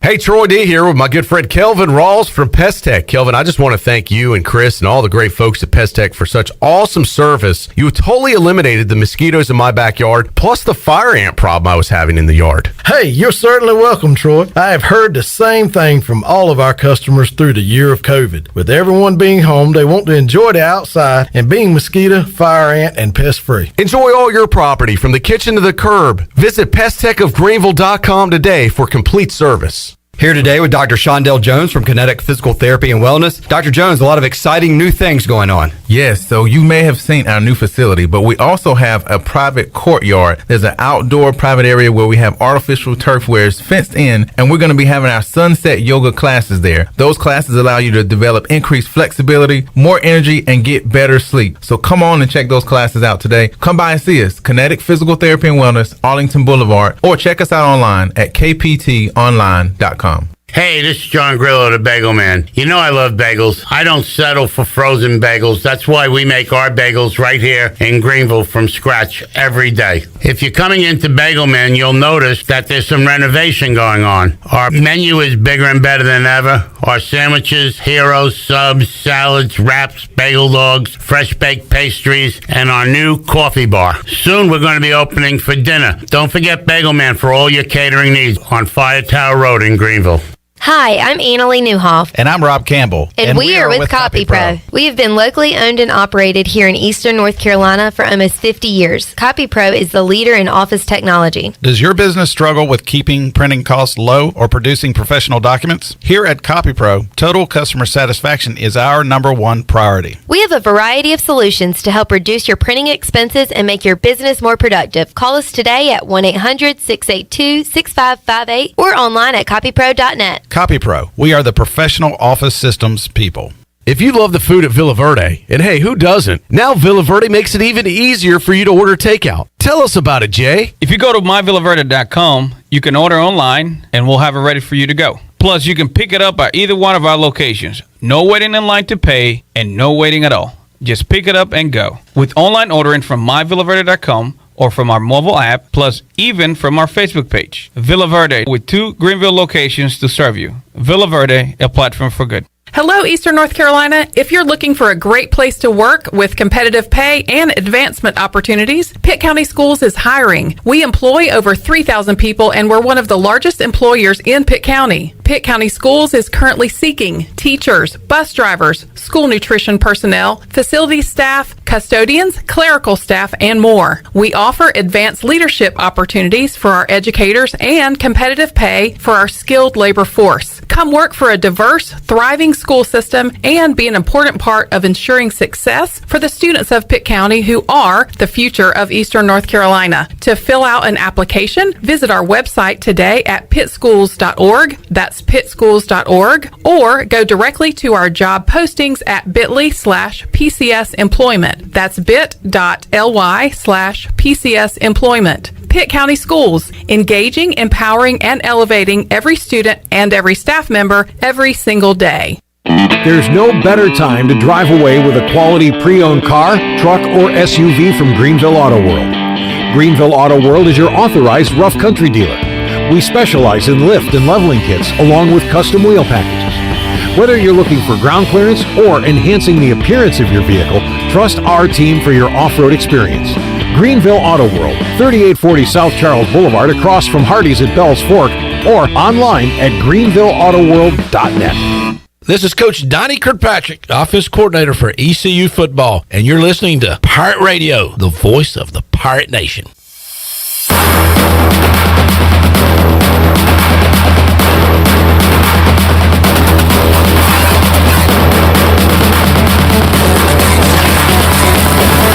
You're listening to Hour 3 of Pirate Radio Live. This hour of PRL is brought to you by Bud Light, reminding Pirate fans to stay in the game and drink responsibly. Bud Light, the official beer of the ECU Pirates, and proudly distributed by Carolina Eagle Distributing since 1989. Now, back to the show. Welcome back. Taking a quick look at your stock market report for today. It was another rough day. The Dow was down 4 points. It closed at 36,231.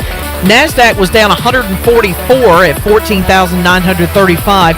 And the S&P was also down 19 points at 4,677. That's your Wells Fargo Advisors financial report.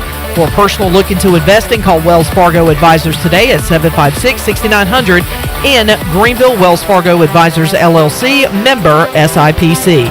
Now let's head back into Pirate Radio Live. Here is your host, Clip Barat. All righty, we got a big NFL weekend on tap for you here at Pirate Radio because there are two games coming up Saturday, a slate on Sunday, and of course a big one on Sunday night. And we've got all of them.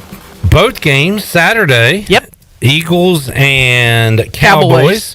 And also the Broncos taking on the Chiefs, so playoff implications in those. We've got Titans-Texans Sunday in the early game.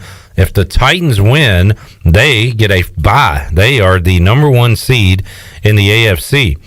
The game after that, a lot of importance there. The 49ers need to win to make sure they get into the playoffs. The Rams looking to get a spot below Green Bay, but near the top of the NFC. So that's an important game between the Niners and the Rams. And then it's winner take all. We'll have a couple of Pirates on Pirate Radio Sunday night.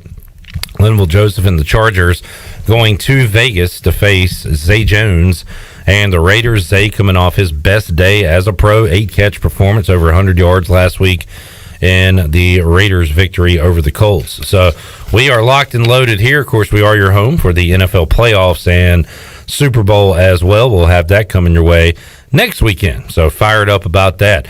2 football games on Saturday. Also, great college hoop slate, including East Carolina taking on Temple. It'll be East Carolina's first true road game of the season. They have played 4 games away from Minges in neutral site games, and they have won just one of those. So just like any other year, the road has not been too kind to East Carolina.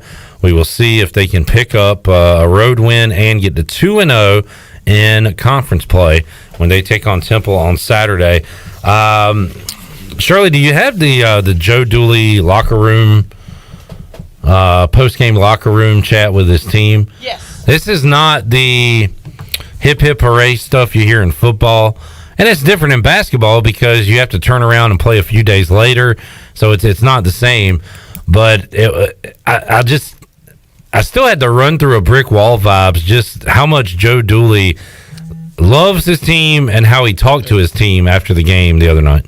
Go ahead, Chandler. Were you going to say something? I was just going to say, you really don't see any kind of positive. Not saying he's a negative guy, but he's more of a stay on track. Let's focus. Doesn't really smile a lot. Doesn't smile. You don't see a lot of like emotion. Period from Joe Dooley. But you could tell how proud he was. I mean, on this one, you're going to hear the audio, but if you can go back and watch the video as he's walking towards his team, you can just see the pride that he has in this basketball team. I got to give guys. That's about as good one to go out to the party. Sure. You guys don't, we didn't have anything going because you could have folded a couple times.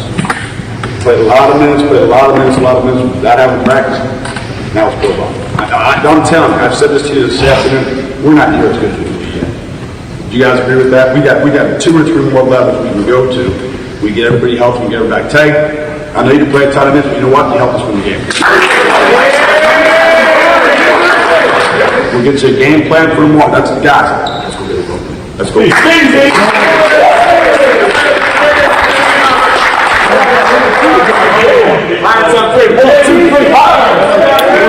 Tough to hear some of that. You can watch the video. ECU basketball put it out on their social media accounts. But before the applause, you heard him single out Tate Mosher. We talked about it yesterday. He came in, played some big minutes, got some rebounds, and also said that that they're not near as good as they should be or can be. They got a couple of levels to go, and also like hey, let's go get a road win.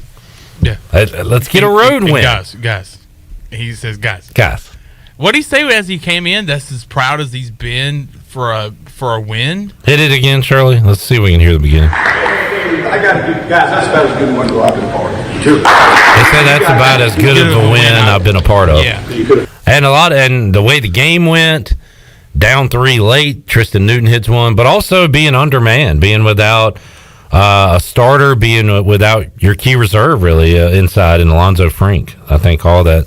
And against a team that we've said multiple times since that game this is a team coming off of 2 big wins. Not just 2 big wins, 2 big wins against a team like Memphis and a team like Cincinnati on the road. A dominant road win against Cincinnati. And, they got to go on the road again, but this time they come to Minges and they had to face the Tristan Newton show. Cincinnati, by the way, blew out SMU. They were up 20-plus in that game, basically from tip-off last night. So the Americans are going to be like that. Houston is going to run away with this thing, you would think. And then who's second, who's third, all that right now is really up for grabs. Can ECU be middle of the road? Can they kind of get out of the basement and be middle of the pack, top half of the league? Tomorrow's game really could determine that. I mean, it's tough to say that. There's a ton of basketball, but you went on the road at Temple. You started to put some people on notice, get people excited about stuff. Go to 2-0 in the conference. Go to 11-3 overall. Yeah, and with what this program has been through the past couple of weeks with the COVID protocols, and I mean, they've probably missed some practices. I mean, you would think that this team would come out flat when it comes to meshing and clicking, but man, the Pirates. That was the best I've seen them click on all cylinders within the team itself. Just about all season. So they got Temple, then they're at Cincinnati Wednesday. If you win one of those road games, people are going to be jacked up for that Memphis game coming up Saturday, January 15th. That's going to be your first real, I think, hot crowd in Minges. 4:00 on a Saturday. That's next Saturday. Yeah. Oh man. Yeah, I'm already jacked up for it. You thought Section 213 was jacked up on Wednesday night. We might have some people around us. Come on now. We might have some actual humans around us in the building. All right, let's get our final break in. We'll come back. You're ready to wrap it up for the week here on Pirate Radio Live. We're back with you after this.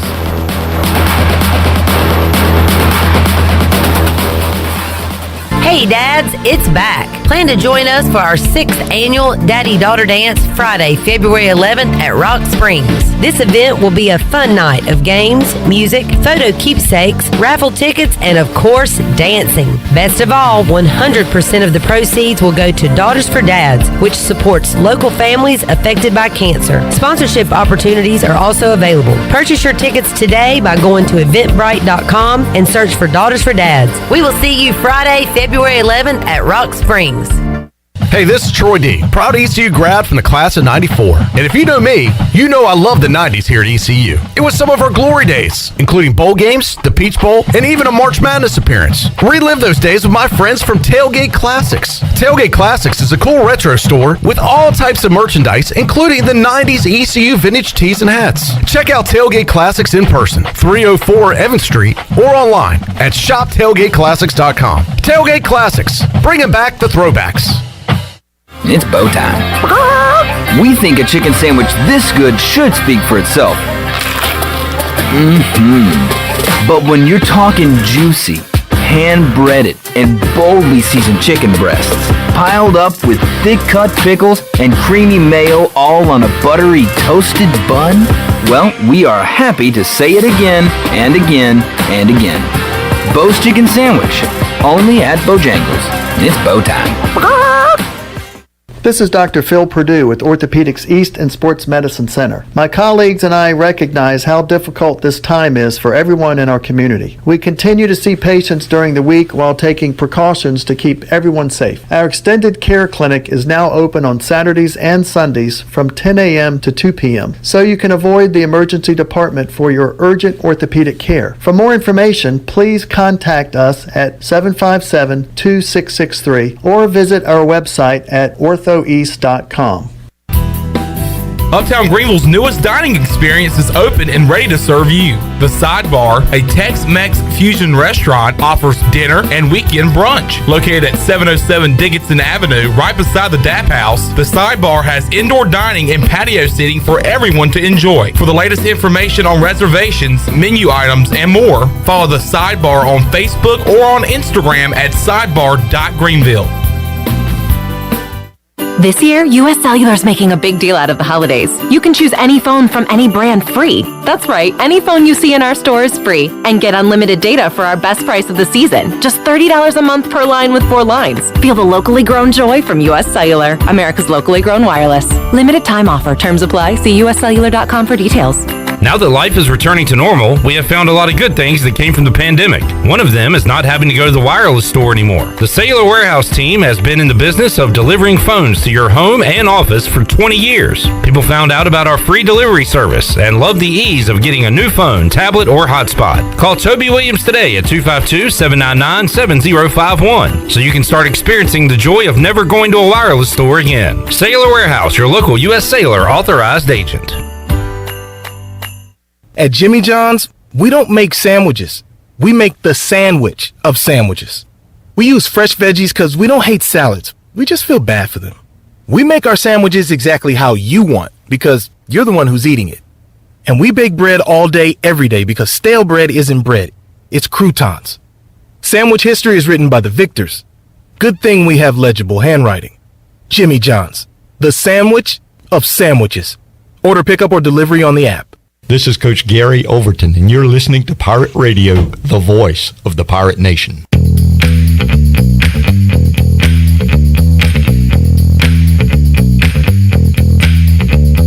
You're listening to Hour 3 of Pirate Radio Live. This hour of PRL is brought to you by Bud Light, reminding Pirate fans to stay in the game and drink responsibly. Bud Light, the official beer of the ECU Pirates, and proudly distributed by Carolina Eagle Distributing since 1989. Now, back to the show. Welcome back. For the latest breaking news, interesting stories, and awesome contests that can make you a winner, be sure to follow Pirate Radio on our social media on Facebook, Twitter, and Instagram at PR927FM. Join the over 50,000 followers today. Now let's head back into PRL. Here's Clip Brock. Alrighty, wrapping it up for a Friday and a week here at Pirate Radio Live. Let's see, top 25 action tonight on the Buccaneer Music Hall scoreboard. We got a game. Xavier taking on Butler coming up tonight at 8:30. So that is the lone top 25 game. ECU taking on Temple tomorrow. 4 o'clock, Chandler. What time's that game? 2 o'clock. 2 o'clock. If you tune in at 4, it'll be 2 ending. 2 o'clock. 2. By the way, Kim McNeil's ball club back in action inside Minges, 1 o'clock against UCF. They kick off AAC play tomorrow afternoon. This will be their first game in a long time. Will Shirley Rhodes be courtside? Possibly. I have plans tomorrow, and depending on what time I leave. Oh, who's got plans? Yeah, I've got plans. I have plenty plans. All right. We got 2 NFL games coming up tomorrow as well. You 4 can hear o'clock them right here on airtime. Pirate Radio. Broncos, Chiefs first, and then 4 o'clock. Eagles and the Cowboys after that. All those games and that scoreboard brought to you by the Buccaneer Music Hall scoreboard. Da Buck. We will talk to you Monday at 3 o'clock. Got some great guests coming up next week, including Tyler Snead. We'll talk to him about his decision to leave East Carolina and declare for the NFL draft. Also, AEW wrestler Brock Anderson, son of Arn Anderson, will join us. Also, Vintavious Cooper will be on the show next week, and the guys from ECU Club Ice Hockey. So we're mixing in a lot of fun stuff for you next week right here on Pirate Radio Live. We'll see you Monday at 3. Have a great weekend. So long, everybody. Thanks for listening to Pirate Radio Live, an exclusive presentation of the voice